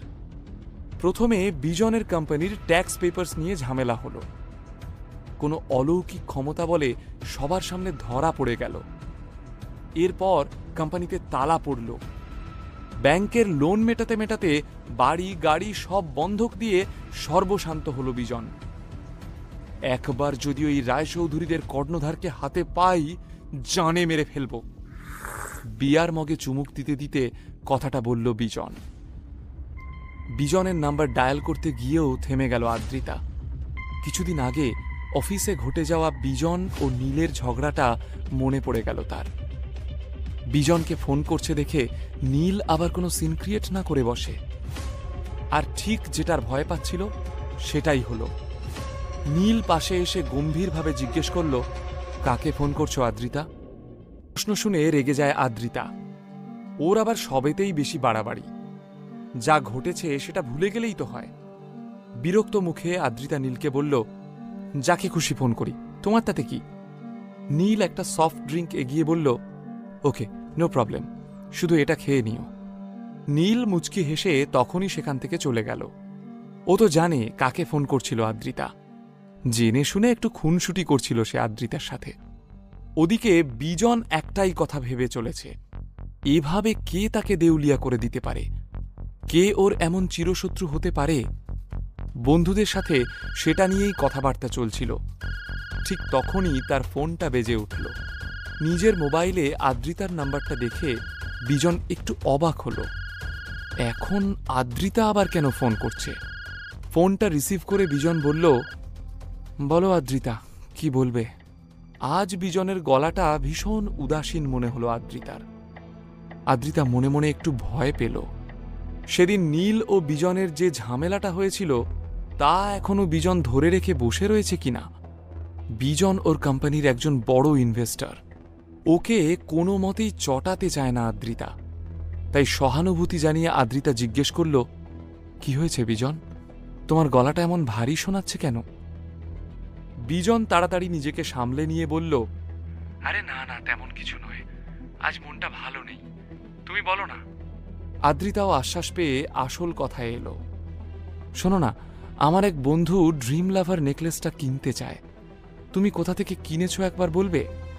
বিজন ভেবে জিজ্ঞেস করল, ওই ড্রিম লাভার নেকলেসের যে রেপ্লিকাটা তোমাকে গিফট করেছিলাম সেটা? রেপ্লিকা কথাটা শুনে আকাশ থেকে পড়ল আদ্রিতা। কোন নেকলেসের কথা বলছে বিজন? এটা তো 100% খাঁটি। শালিনীর জহুরির চোখ। সে বুঝতে পেরেছে যে এটা আসল হিরে। তাহলে বিজন এমন অদ্ভুত কথা বলছে কেন? ওপারে বিজন বলে চলেছে, কিন্তু আমি যে রেপ্লিকা নেকলেসটা তোমাকে গিফট করেছিলাম তা নিয়ে তো তোমার হাজব্যান্ড আমায় কত কথা শুনিয়েছিল। অবশ্য তুমি বলেছিলে যে ওটা তুমি কোনো পার্টিতে পরবে। তা ওরকম হার তোমার বন্ধু নিতে চাইলে আমি ব্যবস্থা করে দিতে পারি। আদ্রিতা খুব ভালো করে বুঝতে পারল বিজন এই নেকলেসের কথা বলছে না। তার মানে এই নেকলেসটা বিজন ওকে গিফট করেনি। তাহলে কে উপহার দিল? আদ্রিতার মাথা কাজ করা বন্ধ করে দিল। ও কোনো মতে বিজনকে বলল, ঠিক আছে, আমি এখন ফোনটা রাখছি, পরে ফোন করব। কিন্তু শালিনীকে এবার কি জবাব দেবে আদ্রিতা? কোনো মতে বলল, সরি শালিনী, বিজন এই হারের ব্যাপারে কিছু জানে না, আমি জানতে পারলে তোমায় জানিয়ে দেব। শালিনী মনে মনে বিচলিত হলেও প্রকাশ করল না, শুধু বিমর্ষ হেসে বলল, কি আর করা যাবে, যার ভাগ্যে যা নেই তাকে আর জোর করে পাওয়া যায়। একটু পরেই খাবার সার্ভ করা শুরু হলো। নীল নিজের মতো খাবার নিয়ে খেতে আরম্ভ করল, কিন্তু আদ্রিতা যেন কোনো কিছুতেই ঠিক মন বসাতে পারল না। হঠাৎ নীলের দিকে চোখ পড়তেই ওর সেদিন ঝগড়ার কথা মনে পড়ে গেল। যেদিন বিজনের সঙ্গে নীলের ঝামেলাটা হয়েছিল, সেদিন নীল কথা দিয়েছিল আদ্রিতাকে যে রিয়েল ড্রিম লাভার নেকলেসটা কিনে দেবে। এই নেকলেসটা কি তাহলে নীল তাকে উপহার দিয়েছে? আদ্রিতার আচমকা এই কথাটা মনে হলো। পর মুহূর্তেই সে ভাবল, না না, এ হতে পারে না, নীলের কাছে এত টাকা কোথা থেকে আসবে? আবার পাশাপাশি এও ভাবল, নীল যদি 5 কোটি টাকা ওকে দিতে পারে, তাহলে হয়তো ড্রিম লাভার নেকলেসও কিনে দিতে পারে। আদ্রিতার মস্তিষ্ক বলছিল নীল ওকে এই নেকলেস দিতে পারে না, কিন্তু মনের মধ্যে হাজার প্রশ্ন ঘুরপাক খাচ্ছিল। কিন্তু নীলের সেদিকে নজর নেই। খাবার শেষ করে নিজের প্লেটটা রাখতে গিয়ে আবারও মুখোমুখি হতে হলো শালিনীর সাথে। শালিনীর দিকে চোখ পড়তেই নীলের মনে পড়ল কেন শালিনীকে ওর এত চেনা চেনা লাগছিল। নীল সিইও হওয়ার পর যেসব কোম্পানির রয়চৌধুরী ইন্ডাস্ট্রিজের সঙ্গে টাই আপ করার জন্য আবেদন জানিয়েছিল, মিত্র গোল্ড অ্যান্ড ডায়মন্ডস ছিল তাদের মধ্যে একজন। চেয়ারপারসন হিসাবে শালিনী মিত্রের ছবি দেখিয়েছিল নীলের সেক্রেটারি নন্দিতা। সে বলেছিল, এই ভদ্রমহিলা সাংঘাতিক জেদি ও একগুঁয়ে। ইনি যেটা চান সেটা না পাওয়া অবধি তার কোনো স্বস্তি নেই। আজ শালিনীকে দেখে কথাগুলো আবারও মনে পড়ে গেল নীলের। ও খেয়াল করল শালিনী একটা রুবি দিয়ে সাজানো হীরের আংটি পরে রয়েছে, আর সেই আংটির দিকেই তাকিয়ে রয়েছে আদ্রিতা। শালিনীর পোশাক সাংঘাতিক কিছু দামি না, কিন্তু নীল বুঝতে পেরেছিল যে আংটিটা দামি। ওর মধ্যমণি হীরের যা দাম, তাতে একটা বড়সড় ফ্ল্যাট কিনে ফেলা যায়। ছোটবেলায় দাদুর কাছে এমন সোনা হীরে প্রচুর দেখেছে নীল, তাই এক ঝলক দেখেই হীরে চিনতে ওর ভুল হল না। নীল বুঝতে পারল যে আদ্রিতারও আংটিটা পছন্দ হয়েছে। ওর মনে হল আদ্রিতাকে এমন একটা আংটি উপহার দিতে পারলে মন্দ হতো না। সবারই খাওয়া প্রায় শেষ। এমন সময় কল্যাণী সেন সবার দৃষ্টি আকর্ষণ করে বললেন, লেডিস অ্যান্ড জেন্টলম্যান, আমার আদরের নাতনি আদ্রিতার অনারে আজকের এই পার্টি। তোমরা সবাই আজকে ওর এই স্পেশাল দিনে ওকে শুভেচ্ছা জানাতে এসেছ, তার জন্য অনেক ধন্যবাদ। সবাই হাতে তালি দিয়ে উঠল। আদ্রিতার চোখ ভিজে গিয়েছিল। নীলের চোখেও আদ্রিতার জন্য গর্ব। চিত্রাও বেশ আবেগে কেঁদে ফেলল। এরপরই আদ্রিতাকে কল্যাণী ওনার কাছে ডেকে বললেন, দিদি ভাই, আমাদের সবার সাথে তোমার এক্সপিরিয়েন্স শেয়ার করো। কিভাবে এই অসম্ভবকে তুমি সম্ভব করলে, সেই গল্পটা আমাদের সবাইকেও বলো, তাতে অনেকে অনেক কিছু শিখতে পারবে। আদ্রিতার ভালো লাগলো শুনতে। তার সাদা মনে কাদা নেই, তাই কল্যাণী সেনের প্রশংসা শুনে সে উঠে দাঁড়িয়ে সত্যিটা বলে দিল, ঠাম্মা আমার ব্যাপারে অনেক বেশি বেশি বলছেন। সত্যি বলতে এই ডিলটা ক্র্যাক করার ব্যাপারে আমার যে খুব কৃতিত্ব রয়েছে তা আমি মনে করি না। আমি রয়চৌধুরী ইন্ডাস্ট্রিজে গিয়েছিলাম নতুন সিইওর সঙ্গে দেখা করতে, কিন্তু এই বলে একটু চুপ করল আদ্রিতা। তারপর চারদিকে তাকিয়ে অপেক্ষাকৃত নিচু গলায় বলল, আমার সঙ্গে সিইওর দেখা হয়নি। পার্টি হলে উপস্থিত সবার মধ্যে ফিসফাস শুরু হয়ে গেল। কল্যাণীও ভ্রু কুঁচকে তাকিয়ে রয়েছেন আদ্রিতার দিকে। আদ্রিতা ঢোক গিলে বলল, আমি ওখানে পৌঁছানোর পর তেমন কিছু বলিনি। তার আগেই রায়চৌধুরীদের তরফ থেকে নতুন সিইওর সেক্রেটারি আমার হাতে কন্ট্রাক্ট পেপার ধরিয়ে দিয়েছিল। আমি কন্ট্রাক্ট পেপার পড়ে দেখলাম, যা যা শর্ত রয়েছে তাতে আমাদের কোম্পানির সব দিকেই প্রফিট, তাই আমি সই করতে সময় নিইনি। নবীন সেন স্টেজের উপর কল্যাণী সেনের পাশেই বসেছিলেন। আদ্রিতার এই কথা শুনে প্রায় লাফিয়ে উঠলেন। কল্যাণীর দিকে তাকিয়ে বেশ নাটকীয় ভঙ্গিতে বললেন, মা, এসব কি শুনছি? আমি তো ভেবেছিলাম আদ্রিতাকে বোধহয় এই ডিলটা ক্র্যাক করার জন্য অনেক কাঠখড় পোড়াতে হয়েছে, কিন্তু এখন তো দেখছি সবটাই ভাগ্যের জোরে পেয়েছে। আমার কি মনে হয় জানো তো মা, আমি যেদিন রায়চৌধুরীদের ওখানে দেখা করতে গিয়েছিলাম সেদিন ওদের নতুন সিইওর মুড অফ ছিল, তাই তিনি আমার সঙ্গে দেখা করেননি। কিন্তু পরে হয়তো ওনার মনে হয়েছে যে নবীন সেনের দেওয়া চুক্তি ওনাদের জন্য প্রফিটেবল, তাই আদ্রিতা যেদিন গিয়েছিল উনি ডিল ফাইনাল করে দিয়েছিলেন। এই কথাটা সত্যি যে তোমার নাতনির ভাগ্যটা খুব ভালো। কল্যাণী সেন তো বরাবরই নিজের ছেলের কোনো দোষ দেখতে পান না। শুধু তাই নয়, তার কাছে তার ছেলে সকলের সেরা। তিনি আদ্রিতার দিকে তাকিয়ে বললেন, দিদি ভাই, এই ডিলটা ক্র্যাক করার ক্ষেত্রে তাহলে তো তোমার তেমন কোনো কৃতিত্বই নেই। এতক্ষণে আমি বুঝতে পারছি যা কিছু হয়েছে সবটাই আমার নবীনের জন্যই হয়েছে। তোমার এই সাফল্যের একটা বড় অংশ জুড়ে রয়েছে তোমার নবীন কাকা, সেটা বুঝতে পারছো তো? বিস্মিতভাবে ঠাম্মার দিকে তাকালো আদ্রিতা। নবীন কাকা যে এইভাবে তার কৃতিত্বে থাবা বসাবে এটা সে ভাবতেই পারেনি, কিন্তু মুখে সে কিছু বলল না। এই তো জীবনে প্রথম সে ঠাম্মার ভালোবাসার ছোঁয়া পেয়েছিল, সেটুকুও হারিয়ে গেল। কল্যাণী সেনের প্রশংসা বাক্য শুনে নবীন গর্বে বুক ফুলিয়ে দাঁড়ালেন। অহংকারে ওনার মাটিতে পা পড়ছিল না। তিনি অত্যন্ত উৎসাহের সঙ্গে বললেন, মা, আমি তো রায়চৌধুরীদের সঙ্গে ব্যবসার আইডিয়ার ব্যাপারেও অনেক কিছুই ভেবে রেখেছি। আমি খোঁজ নিয়ে জেনেছি যে কিছুদিন আগেই সোহিনী নামে এক নতুন মডেল রায়চৌধুরীদের কোম্পানি জয়েন করেছে। আমি সোহিনীর জন্য বেশ কিছু নতুন অ্যাড ভেবে রাখব, তাহলে ওকে কাজে লাগিয়ে রায়চৌধুরীদের সাথে ডিলটা আরও মজবুত হবে এবং আমাদের লাভ হবে। কি ঠিক না? কল্যাণী সেন গদগদ স্বরে বললেন, তোর আইডিয়া সবসময় বেস্ট। সেন পরিবারে তুই রত্ন।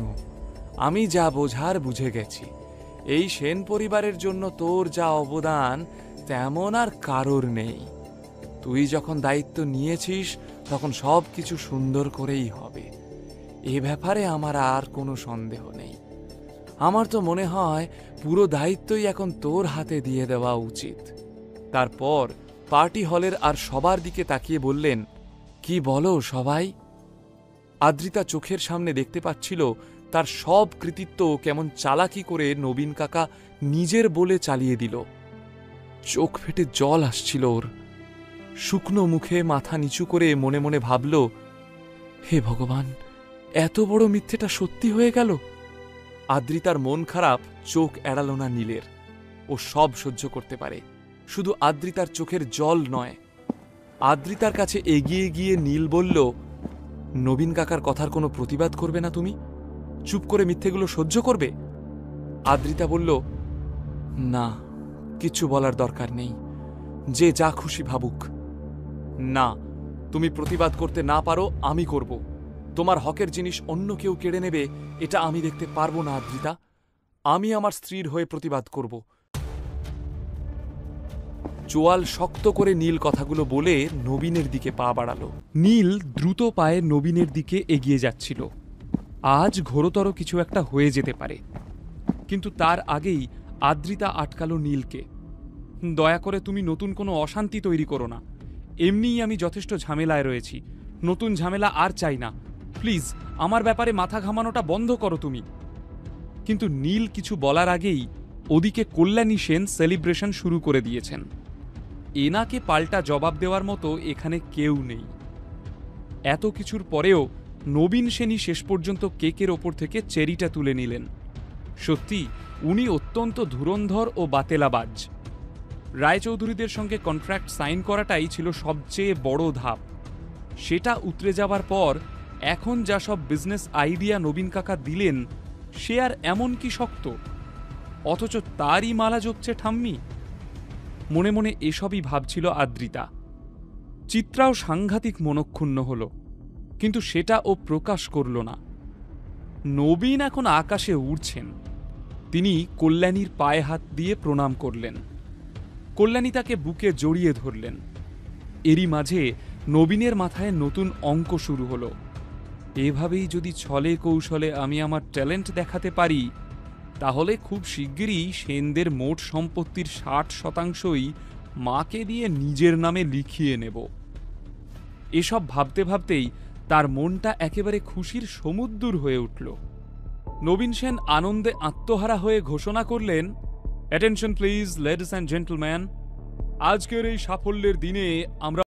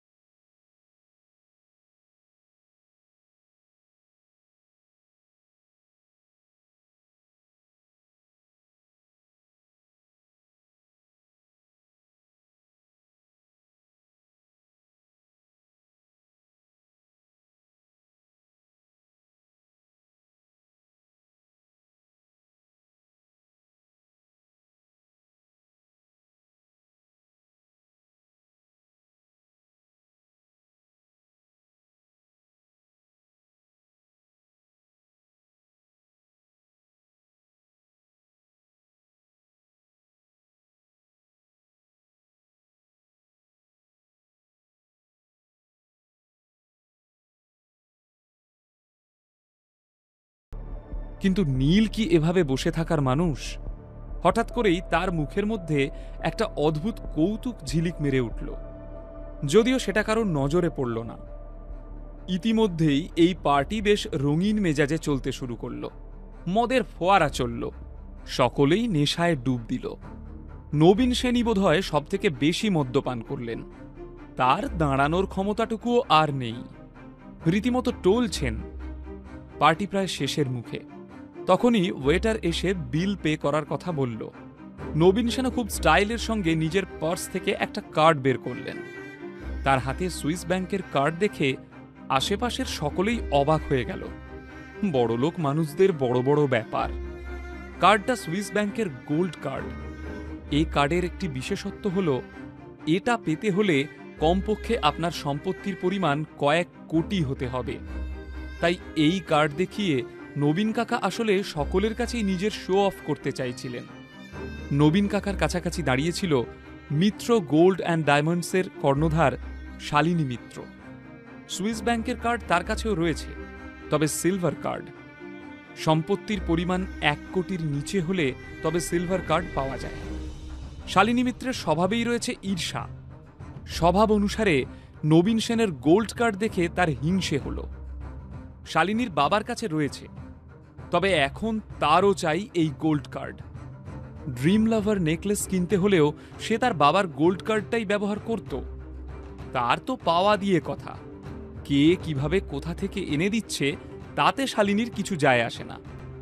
নবীন সেন গর্বের সাথে ওয়েটারের হাতে কার্ড দিয়ে বললেন, এটা পাঞ্চ করে সব বিল মিটিয়ে নাও। কিন্তু অদ্ভুত ঘটনাটা ঘটল এরপর। অল্প কিছুক্ষণ পরেই ওয়েটার কার্ড হাতে ফিরে এসে নিচু গলায় নবীন সেনকে বলল, স্যার, একটা সমস্যা হয়েছে। আপনার কার্ডে ট্রানজ্যাকশন বারবার ফেল দেখাচ্ছে। এতে হয়তো ততটা লিমিট নেই। নবীন কাকার মাথার মধ্যে তখন রিমঝিম নেশা, তাই তিনি বেশ নেশার ঘরেই চিৎকার করলেন, কি যাতা বলছো? হ্যাঁ, মামদোবাজি হচ্ছে। জীবনে দেখেছো এমন কার্ড কখনো? একে বলে সুইস ব্যাংকের গোল্ড কার্ড, বুঝলে? এর লিমিট কোটি টাকা, বুঝলে? কোটি। সেই কার্ডে তোমার ট্রানজ্যাকশন হচ্ছে না মানে তোমাদের মেশিনে গন্ডগোল আছে। ওয়েটার আবারও নিচু গলায় বলল, সরি স্যার, কিন্তু আমাদের বিল হয়েছে 5 কোটি টাকা। সেই জন্যই ট্রানজ্যাকশন বারবার ফেল হয়ে যাচ্ছে। কি কি যাতা বলছো? 5 কোটি টাকার বিল? কেন, পার্টির সবাই কি সোনার উপর গিলেছে নাকি? নবীন সেন প্রায় আর্তনাদ করে উঠলেন। টাকার অঙ্ক শুনে নবীন সেনের অর্ধেক নেশা কেটে গেল।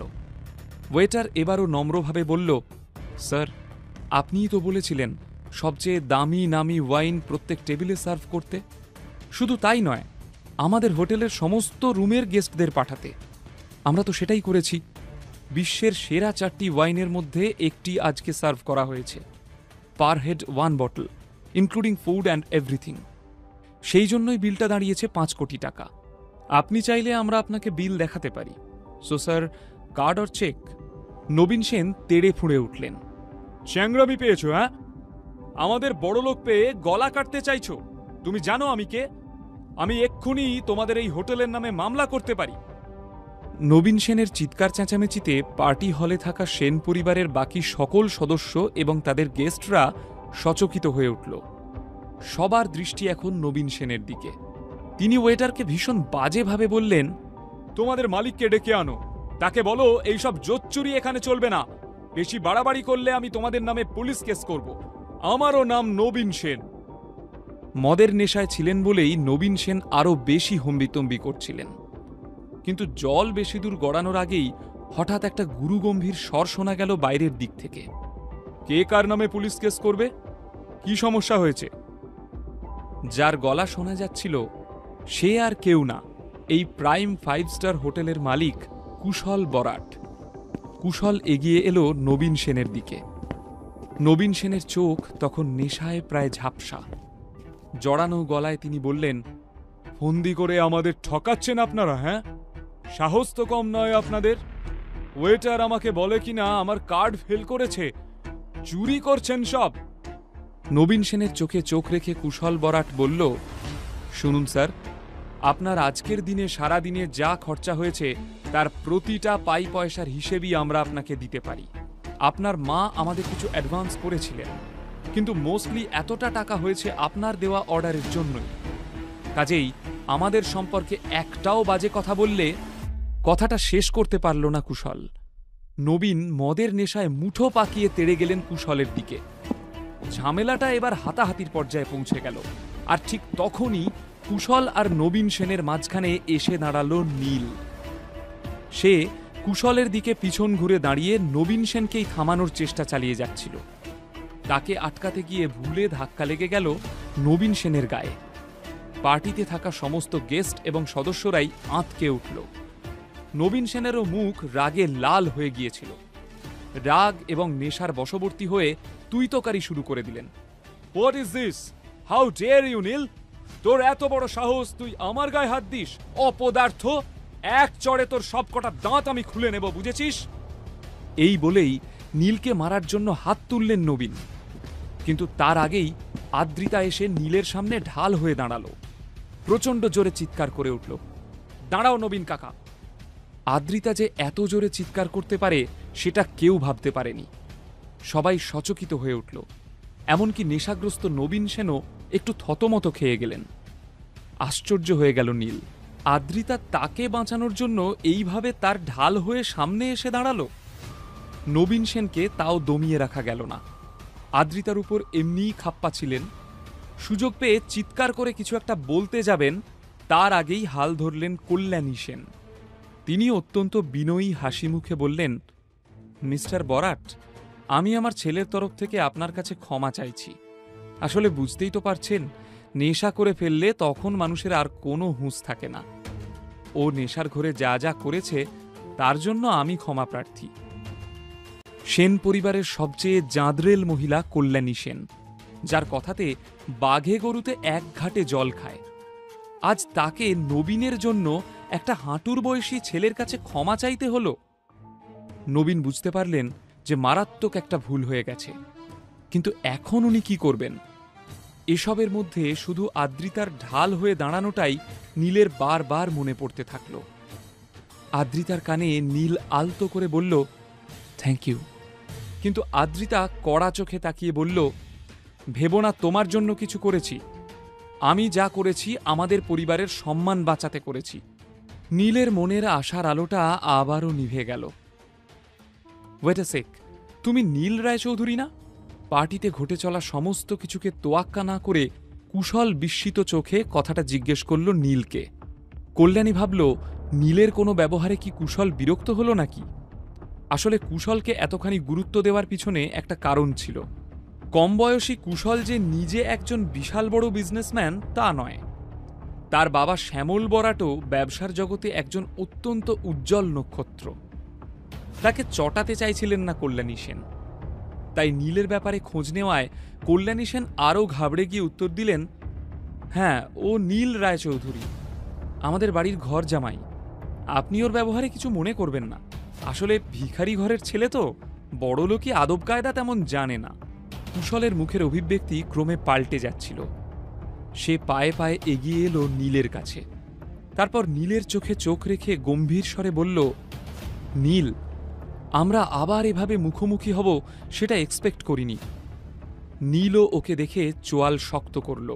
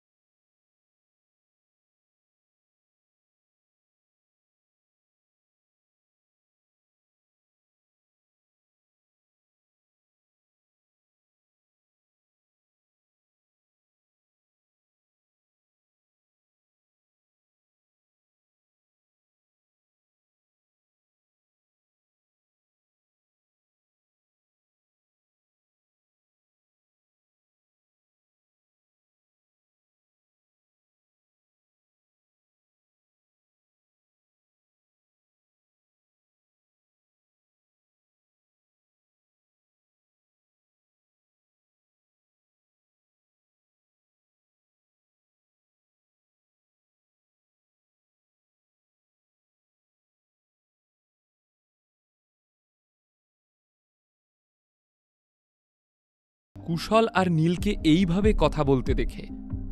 নীলের মতো একটা গুড ফর নাথিং কি করে কুশলের মতো একজন বিজনেস টাইকুনের বন্ধু হতে পারে, এটা কারোরই মাথায় ঢুকছিল না।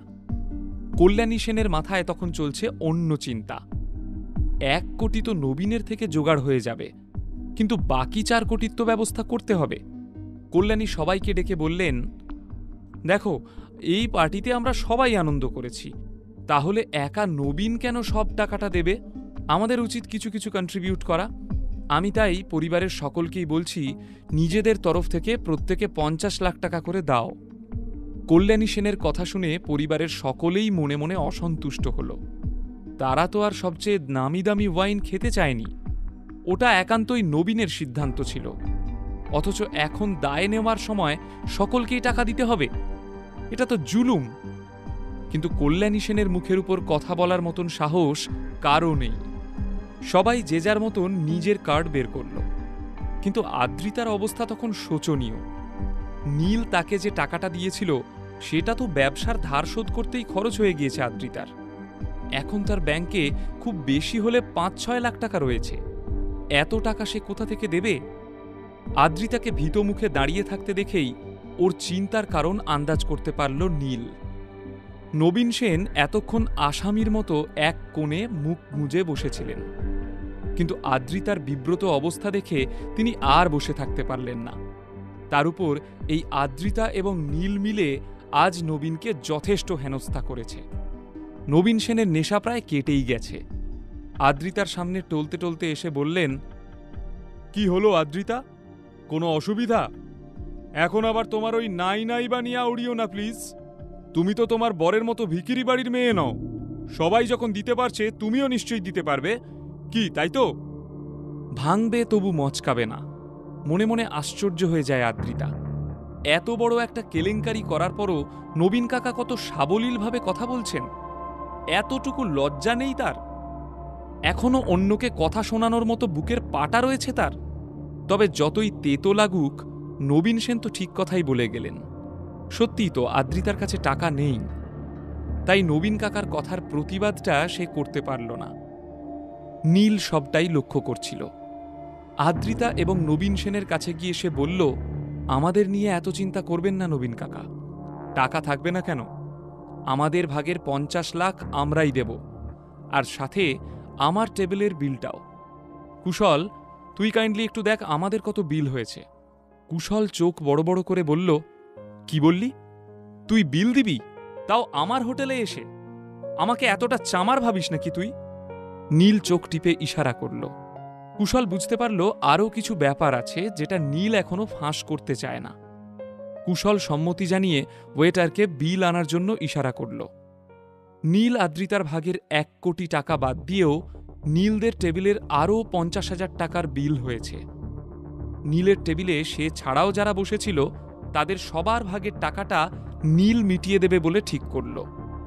কিন্তু কুশল বলল, না নীল, তুই আমার বন্ধু, তাই এইটুকু ডিসকাউন্ট তো আমি তোকে দেবই, বাস, আর একটাও কথা শুনতে চাই না আমি। নীল এবং কুশলের এমন গলায় গলায় বন্ধুত্ব দেখে কল্যাণী সেনের চোখ উজ্জ্বল হয়ে উঠল। তিনি হুইল চেয়ার করেই এগিয়ে গেলেন কুশলের দিকে। বিগলিত হাসি হেসে বললেন, দেখুন দেখি আমাদের কি সৌভাগ্য, নীল তো আমাদেরই আদরের জামাই, আমাদের ছেলের মতোই। ওকে যখন ডিসকাউন্ট দিচ্ছেন তখন আমাদেরও নিশ্চয়ই দেবেন। কুশল কৌতুক মেশানো চোখে কল্যাণীর দিকে তাকিয়ে ব্যঙ্গ করে বলল, উমা, সে কি? ও আপনাদের জামাই নাকি? এই যে একটু আগেই দুচ্ছাই করছিলেন, ও নাকি অপদার্থ ঘর জামাই? অপদার্থ জামাইয়ের বন্ধু কিন্তু আরো অনেক বেশি অপদার্থ হয়। কল্যাণী ভালোই বুঝতে পারলেন এর পরের উত্তরটা কি আসতে চলেছে। কুশল বলল, সরি ম্যাডাম, বিল দুটো হবে, আপনাদেরটা আলাদা, নীলেরটা আলাদা। নবীন সেন যেন নিজের চোখকে বিশ্বাস করতে পারছিলেন না। যে নীলকে তিনি ভিখিরি ভেবে অপমান করতেন, সে আজকে এত সহজে 1 কোটি টাকা বের করে দিচ্ছে। বড়লোক বন্ধু নিজের হোটেলে ডিসকাউন্ট দিচ্ছে তাকে। নীল যখন নিজের ওয়ালেট বের করে ওর সুপার কার্ডটা বের করল, তখন সবার মুখই হাঁ হয়ে গেল। কে না জানে যে এই সব সুপার কার্ড যার তার পক্ষে অ্যাফোর্ড করা সম্ভব নয়। এই কার্ডের কোনো আপার লিমিট হয় না। নীলকে অতি সহজেই এত টাকা পে করতে দেখে নবীন সেনের মুখ কালিবর্ণ হয়ে গেল। মনে মনে ভাবল, নিশ্চয়ই কোনো বেআইনি পথে জুটেছে, তাই এমন কাঁড়ি কাঁড়ি টাকা কামাচ্ছে। আদ্রিতাও অবাক হয়ে গিয়েছিল, কিন্তু এখন এটা নিয়ে কথা বলার মতো পরিস্থিতি নেই। তার সম্মান রক্ষা হয়েছে, এটাই যথেষ্ট। অন্যরা যখন বিল পেমেন্ট করতে ব্যস্ত, তখন আদ্রিতা নীলকে ধন্যবাদ জানালো। নীল উত্তরে বলল, তুমি আমার স্ত্রী আদ্রিতা, এটা আমার কর্তব্য। After all we are a family. Adrita এক ঝলক নীলের দিকে তাকিয়ে মুখ ঘুরিয়ে নিয়ে বলল, এত এক্সাইটেড হওয়ার কিছু নেই। পরিবার বললেই পরিবার হওয়া যায় না, কাজেই তুমি আবার এটা নিয়ে অতিরিক্ত কিছু ভেবে ফেলো না। নীল চুপচাপ শুনল। আদ্রিতা একটু দম নিয়ে আবার বলতে শুরু করল, আজ তুমি টাকাটা না দিলে আমাকে সত্যিই অসম্মানের মুখে পড়তে হতো। সেই কথাটা আমি মনে রাখব। তবে তুমি চিন্তা করো না, তোমার টাকার পাই পয়সা আমি খুব তাড়াতাড়ি শোধ করে দেব। নীল মনে মনে হাসল। সত্যি, মাঝে মাঝে মেয়েদের বোঝা দুষ্কর হয়ে যায়।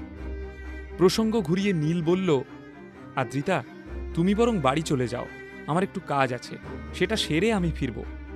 আদ্রিতা খুব ভালোই বুঝতে পারল যে পুরনো দুই বন্ধু মিলে আড্ডা দিতে চায়। আদ্রিতার নিজের মন মেজাজও খিঁচড়ে ছিল, তাই সে আর কথা বাড়াল না। তবে এরই মধ্যে সবার চোখের আড়ালে একটা ঘটনা ঘটে গেল। শালিনী মিত্রকে ইমপ্রেস করার জন্য নবীন সেন তাকে কথা দিয়েছেন যে যেভাবেই হোক শালিনীর পছন্দের ড্রিম লাভার নেকলেসের হদিশ জোগাড় করে দেবেন। পার্টি থেকে বেরোনোর আগে শালিনী মিত্র নবীন সেনকে আবারও খোঁচা মেরে গেল। দেখা হবে মিস্টার সেন, আমাকে দেওয়া প্রতিশ্রুতিটা আশা করি আপনার মনে থাকবে।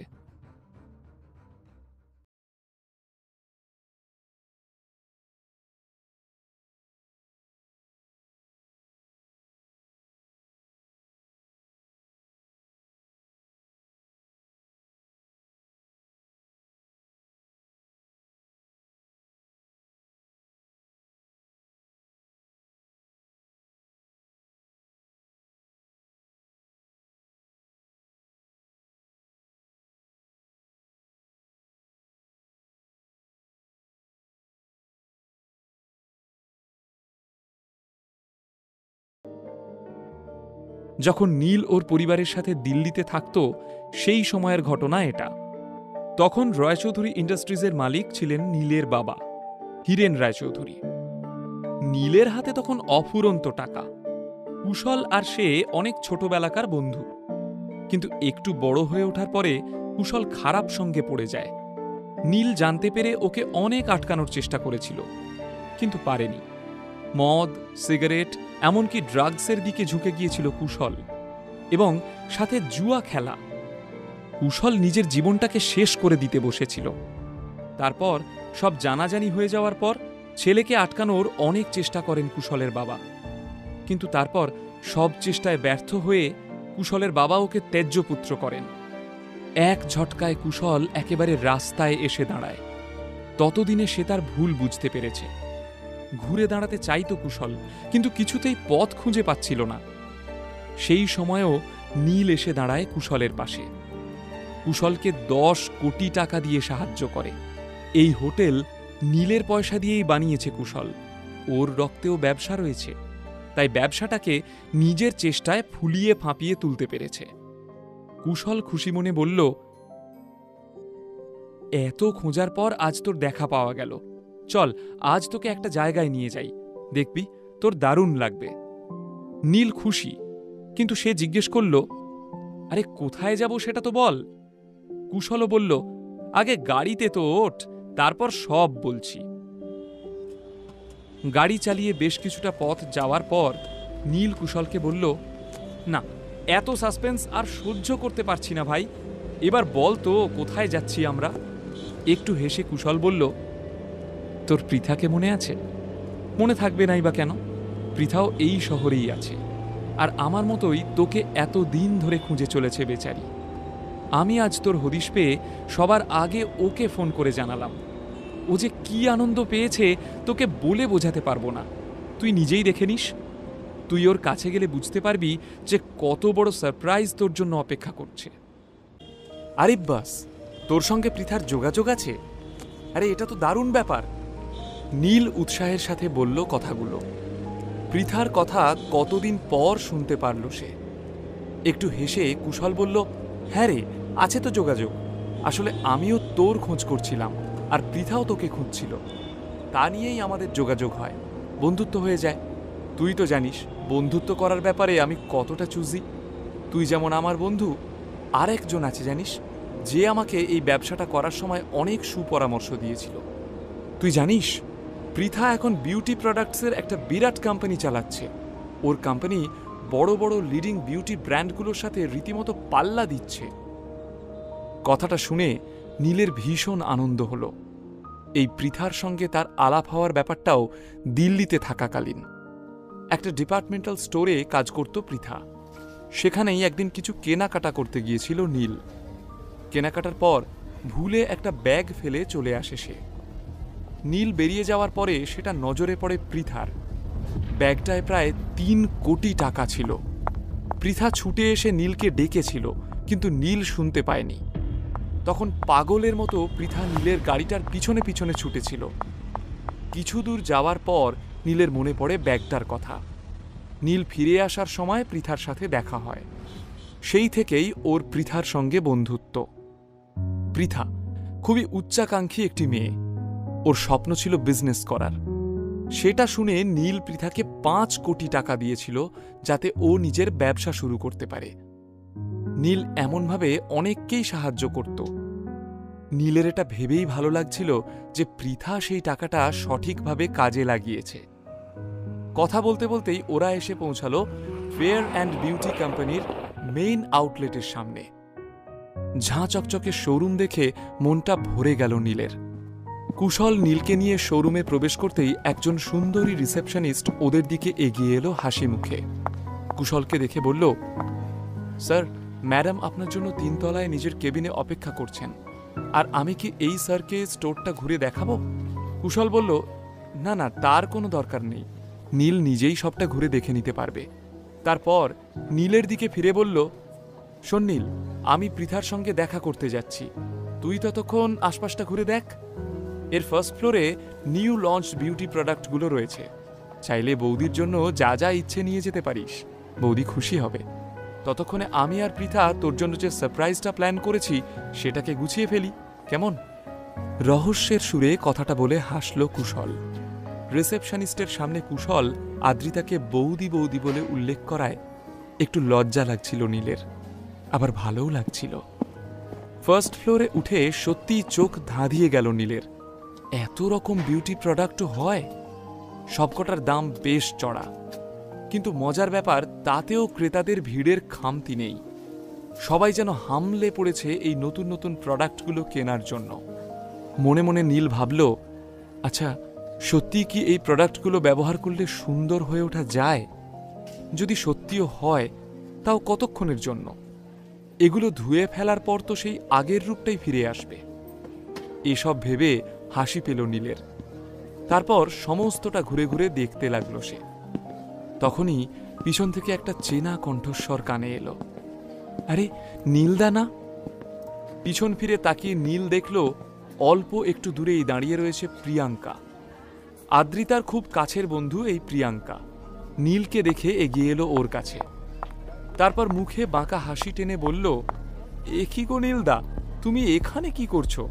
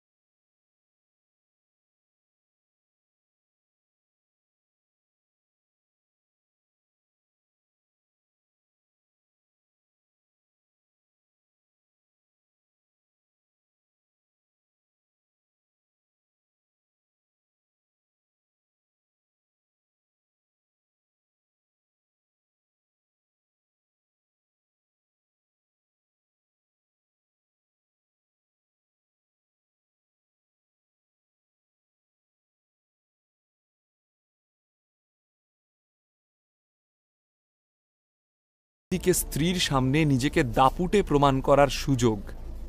দুটোকে কাজে লাগিয়ে বেশ রেলা নিয়ে অতীন বলল, কি এত বড় স্পর্ধা?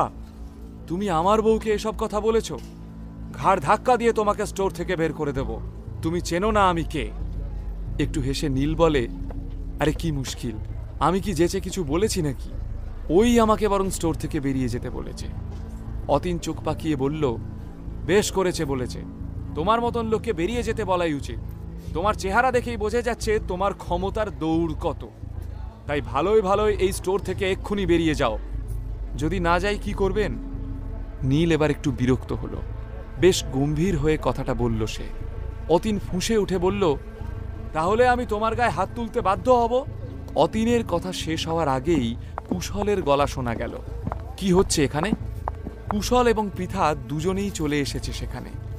দুজনকে দেখে একটু থতমত খেয়ে গেল অতীন। কুশলের স্টেটাস তো শহরে কারোরই অজানা নয়। তার উপরে সে পৃথার খুব কাছের মানুষ, তাই তাকে বেশ রেয়াত করে চলে অতীন। অভিযোগের সুরে বলল, স্যার, এই লোকটা স্টোরে এসে গন্ডগোল করছিল, তাই ওকে একটু শায়েস্তা করছিলাম। কুশল রেগে গিয়ে বলল, গায়ে হাত তুলবে বলছিলে তুমি? খুব মারার শখ তাই না? ঠিক আছে, দেখি কত সাহস তোমার, মারো দেখি আমাকে। তাড়াতাড়ি জিভ কেটে নরম সুরে অতীন বলল, এসব কি বলছেন স্যার? আমি সত্যি সত্যি গায়ে হাত তুলতাম নাকি? আমি কি জানি না তাতে স্টোরের বদনাম হবে? আমি তো শুধু ভয় দেখাচ্ছিলাম। প্রথমে তো ভালো কথায় বোঝাবার চেষ্টা করলাম, কিন্তু এমন তেঁদর লোক বুঝতেই চাইছিল না, তাই বাধ্য হয়ে ভয় দেখাতে হলো। আপনার বিশ্বাস না হলে আপনি কাস্টমারকে জিজ্ঞেস করুন। বলেই প্রিয়াঙ্কার দিকে দেখালো অতীন। প্রিয়াঙ্কা যে অতীনের স্ত্রী তা কুশল বা পৃথার জানার কথা নয়, তাই অতীন প্রিয়াঙ্কাকে দিয়েই নিজের কথার সত্যতা প্রমাণ করতে চাইল। দুজনেই খুশি, এবার নীল জব্দ হবে। কিন্তু উল্টে পৃথাই নীলের কাছে গিয়ে হাতজোড় করে বলল, আই এম সো সরি, আজ আমার স্টোরে এসে আপনাকে এভাবে অপমানিত হতে হলো। তারপর অতীনকে চড়া গলায় বলল, অতীন, কাল ফার্স্ট আওয়ারে এসে তুমি তোমার রেজিগনেশন লেটারটা জমা দিয়ে যাবে। তোমায় যেন কাল থেকে এই অফিসে দেখতে না পাই। অতীন এবং প্রিয়াঙ্কা দুজনেই অবাক। এ তো পুরো গুগলি হয়ে গেল। আমার লজ্জায় মাথা কাটা যাচ্ছে। প্রথমবার আমার স্টোরে এসে এভাবে অপমানিত হতে হলো। আজ আমি যা, সব তো আপনারই দয়ায়। মুখ নিচু করে কথাগুলো বলল পৃথা। ছি ছি পৃথা, এভাবে বলো না। তোমার স্টাফরা সবাই তোমাকে দেখছে, এত আবেগপ্রবণ হলে চলে? এসব অপমান আমি ধরি না, বাদ দাও তো। তবে হ্যাঁ, দারুণ সাজিয়েছ কিন্তু স্টোরটা, আমার ভীষণ ভালো লেগেছে। পৃথার চোখে মুখে খুশির ছোঁয়া। সে বলল, অনেক হয়েছে, আর আপনাকে এখানে থাকতে হবে না, আপনি আমাদের সাথে আসুন। নীলরা এগোতেই অতীন প্রায় ছুটে এলো। প্লিজ স্যার, আমাকে ক্ষমা করে দিন, আমি বুঝতে পারিনি, আমার ভুল হয়ে গেছে। কুশল রেগে বলল, তুমি যা করেছ তা ক্ষমার অযোগ্য। অতীনের কথায় কাজ হলো না দেখে এবার হাল ধরল প্রিয়াঙ্কা নিজে। কাঁচুমাচু মুখে নীলের কাছে এসে বলল, নীল, আমার বড় ভুল হয়ে গেছে। এখানে যা কিছু হয়েছে সবটাই আমার দোষ। তুমি প্লিজ দেখো যাতে অতীনের চাকরিটা না যায়। ক্ষমা করে দাও নীল। দুজনের অবস্থা দেখে নীলের খারাপ লাগলো। সে পৃথাকে বলল, আমার মনে হয় লোকটাকে একেবারে বরখাস্ত করাটা ঠিক হবে না। ওকে তুমি ওর আগের পোস্টেই রেখে দাও, তাতে ওর একটা শিক্ষাও হবে। পৃথা অতীনের দিকে তাকিয়ে বলল, এ যাত্রায় তুমি বেঁচে গেলে, ভবিষ্যতে এমন ঘটনা ঘটলে তুমি চরম শাস্তি পাবে।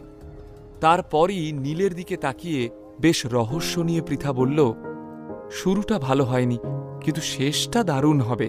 সারপ্রাইজ প্ল্যানটা বাকি আছে এখনো, সেখানে কিন্তু আরও দুজন অপেক্ষা করে রয়েছে। তোমার কি মাথায় কিছু নেই? আজকে তোমার জন্য আমার কত বড় সর্বনাশ হলো। যা জানো না তা নিয়ে একটা কিছু বলে দিলেই হলো, তাই না? আর সারাদিন তোমার এই শপিং আর শপিং, আমাকে কি ভিখিরি করে ছাড়বে? নীল, কুশল আর পৃথা চলে যাবার সঙ্গে সঙ্গেই অতীন ঝাঁঝিয়ে উঠল প্রিয়াঙ্কার উপর। প্রিয়াঙ্কা কাচুমাচু মুখ করে বলল, ডার্লিং, আমি তো ঠিক বুঝতে পারিনি যে। কোনো কথা না শুনে গটগট করে চলে গেল অতীন। অপমানিত মুখে দাঁড়িয়ে রইল প্রিয়াঙ্কা। নীলকে নিয়ে কুশল আর পৃথা পৌঁছালো বোজো রেস্টুরেন্টে। এই রেস্টুরেন্টটা কলকাতার একটা অত্যন্ত নামি দামি রেস্টুরেন্ট। নিচে খাওয়ার ব্যবস্থার সাথে সাথে দোতলায় ছোটখাটো প্রাইভেট পার্টি করার মতন ব্যবস্থা রয়েছে এখানে। আগে থেকেই এখানে একটা রুমের ব্যবস্থা করে রেখেছিল পৃথা। সেখানে ঢুকে নিজেরা বসতে না বসতেই দরজায় কড়া নাড়ার শব্দ শুনতে পেল। কুশল আর পৃথা একে অপরের দিকে তাকিয়ে হাসল। পৃথা বলল, দরজাটা কিন্তু আপনারই খোলা উচিত। নীল বুঝতে পারল দরজার বাইরেই তার জন্য কোনো একটা সারপ্রাইজ অপেক্ষা করে আছে। তারই ইঙ্গিত দিচ্ছে পৃথা। দরজা খুলে সত্যিই আশ্চর্য হয়ে গেল নীল। সামনে দাঁড়িয়ে অর্জুন আর নিখিল। আনন্দ উচ্ছ্বসিত গলায় নীল বলল, আরে আজ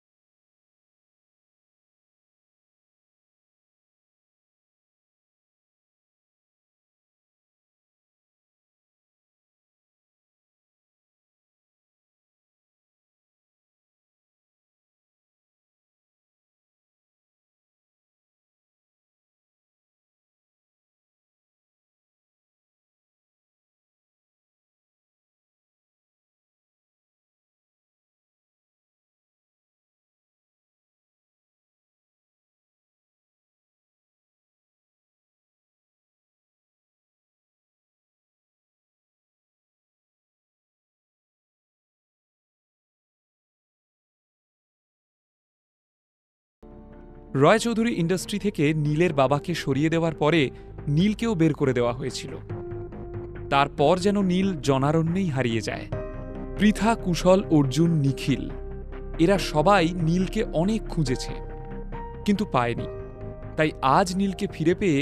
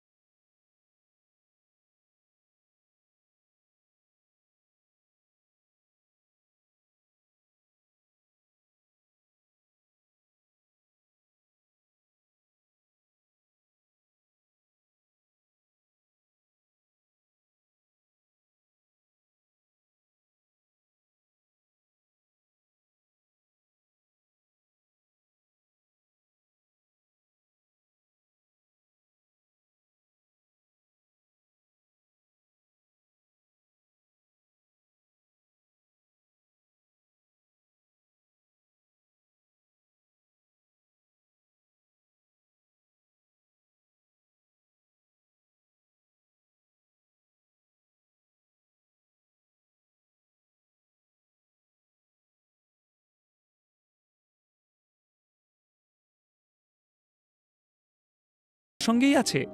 পৃথা একটু খুনসুটি করে বলল, ও একটা সিকিউরিটি গার্ডের কোম্পানি খুলেছে। ওর কোম্পানিতে শুধু পালোয়ান বডিগার্ডরাই আছে তেমনটা নয়, অনেক সুন্দরী মহিলা গার্ডও রয়েছে।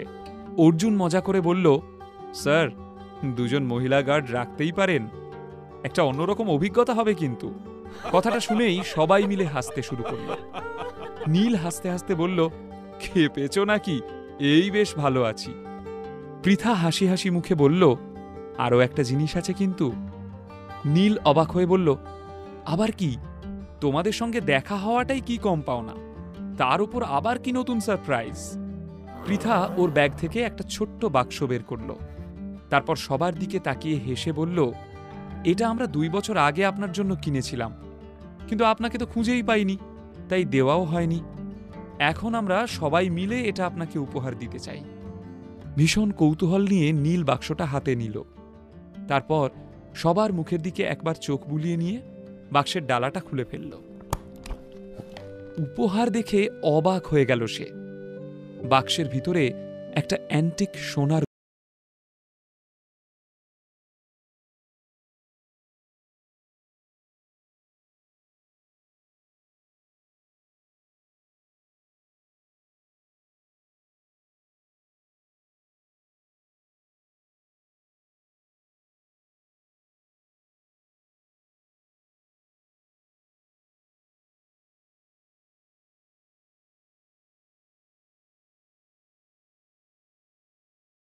সে তো বটেই, আমি এক্ষুনি ভডকা অর্ডার করছি।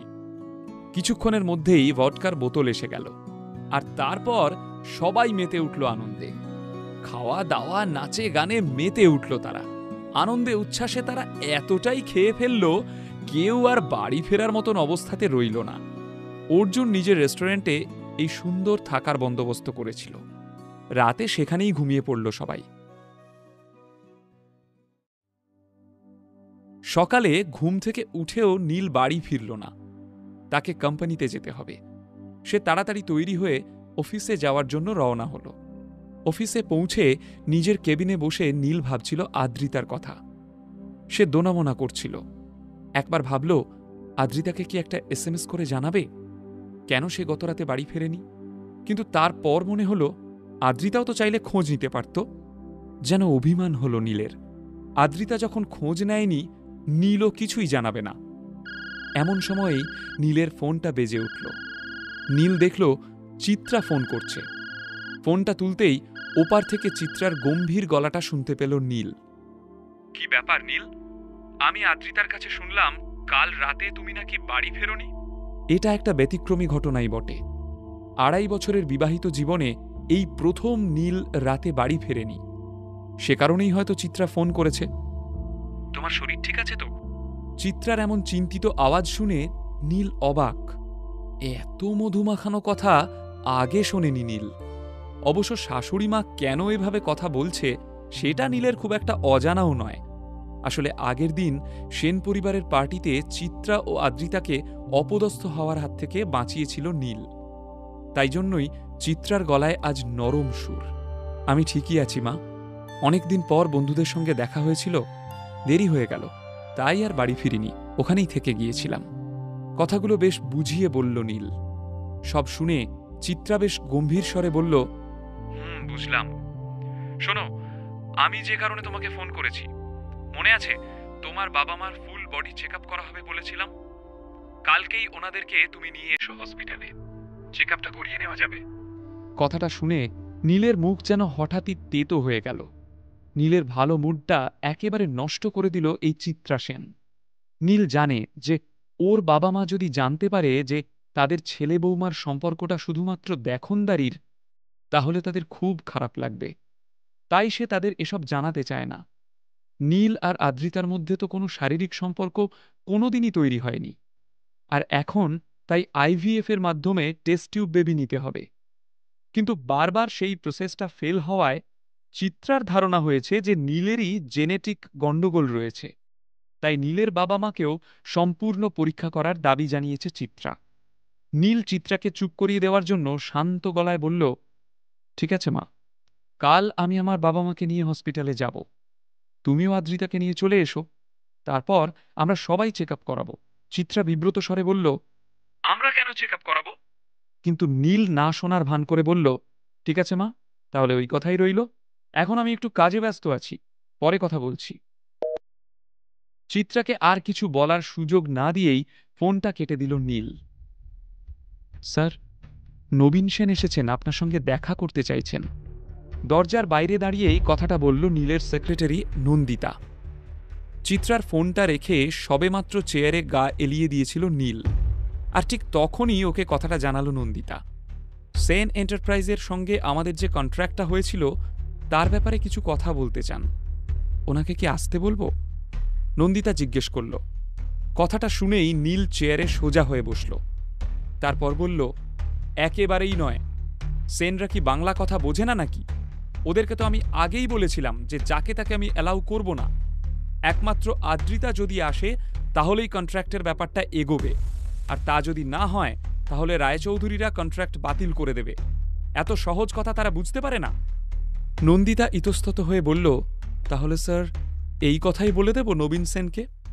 নীল একটু ভেবে বলল, না দাঁড়াও, তুমি সেন এন্টারপ্রাইজের সব থেকে সিনিয়র কল্যাণী সেনকে ফোন করে এই কথা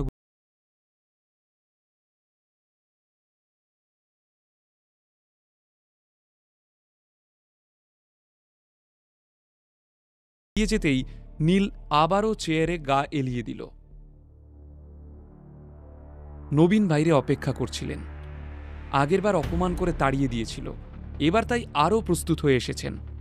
এমন সময় দেখলেন কল্যাণী সেন ফোন করছেন। ফোনটা ধরতেই কল্যাণীর গম্ভীর আওয়াজ শুনতে পেলেন নবীন। নবীন, তুমি ফেরত চলে এসো এক্ষুনি। আশ্চর্য হয়ে গিয়ে নবীন বললেন, ফেরত আসবো? কিন্তু কেন? যা বলছি তাই করো, ফেরত এসো এক্ষুনি। কল্যাণী অসহিষ্ণু গলায় কথাগুলো বলে ফোনটা রেখে দিলেন। আবারও আমাকে অপমান?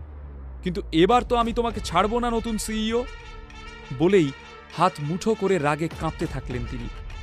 মাথায় যেন আগুন জ্বলতে থাকল নবীনের। কি করতে চলেছেন নবীন সেন? তিনি কি কোনো হাঙ্গামা করবেন নীলের অফিসে?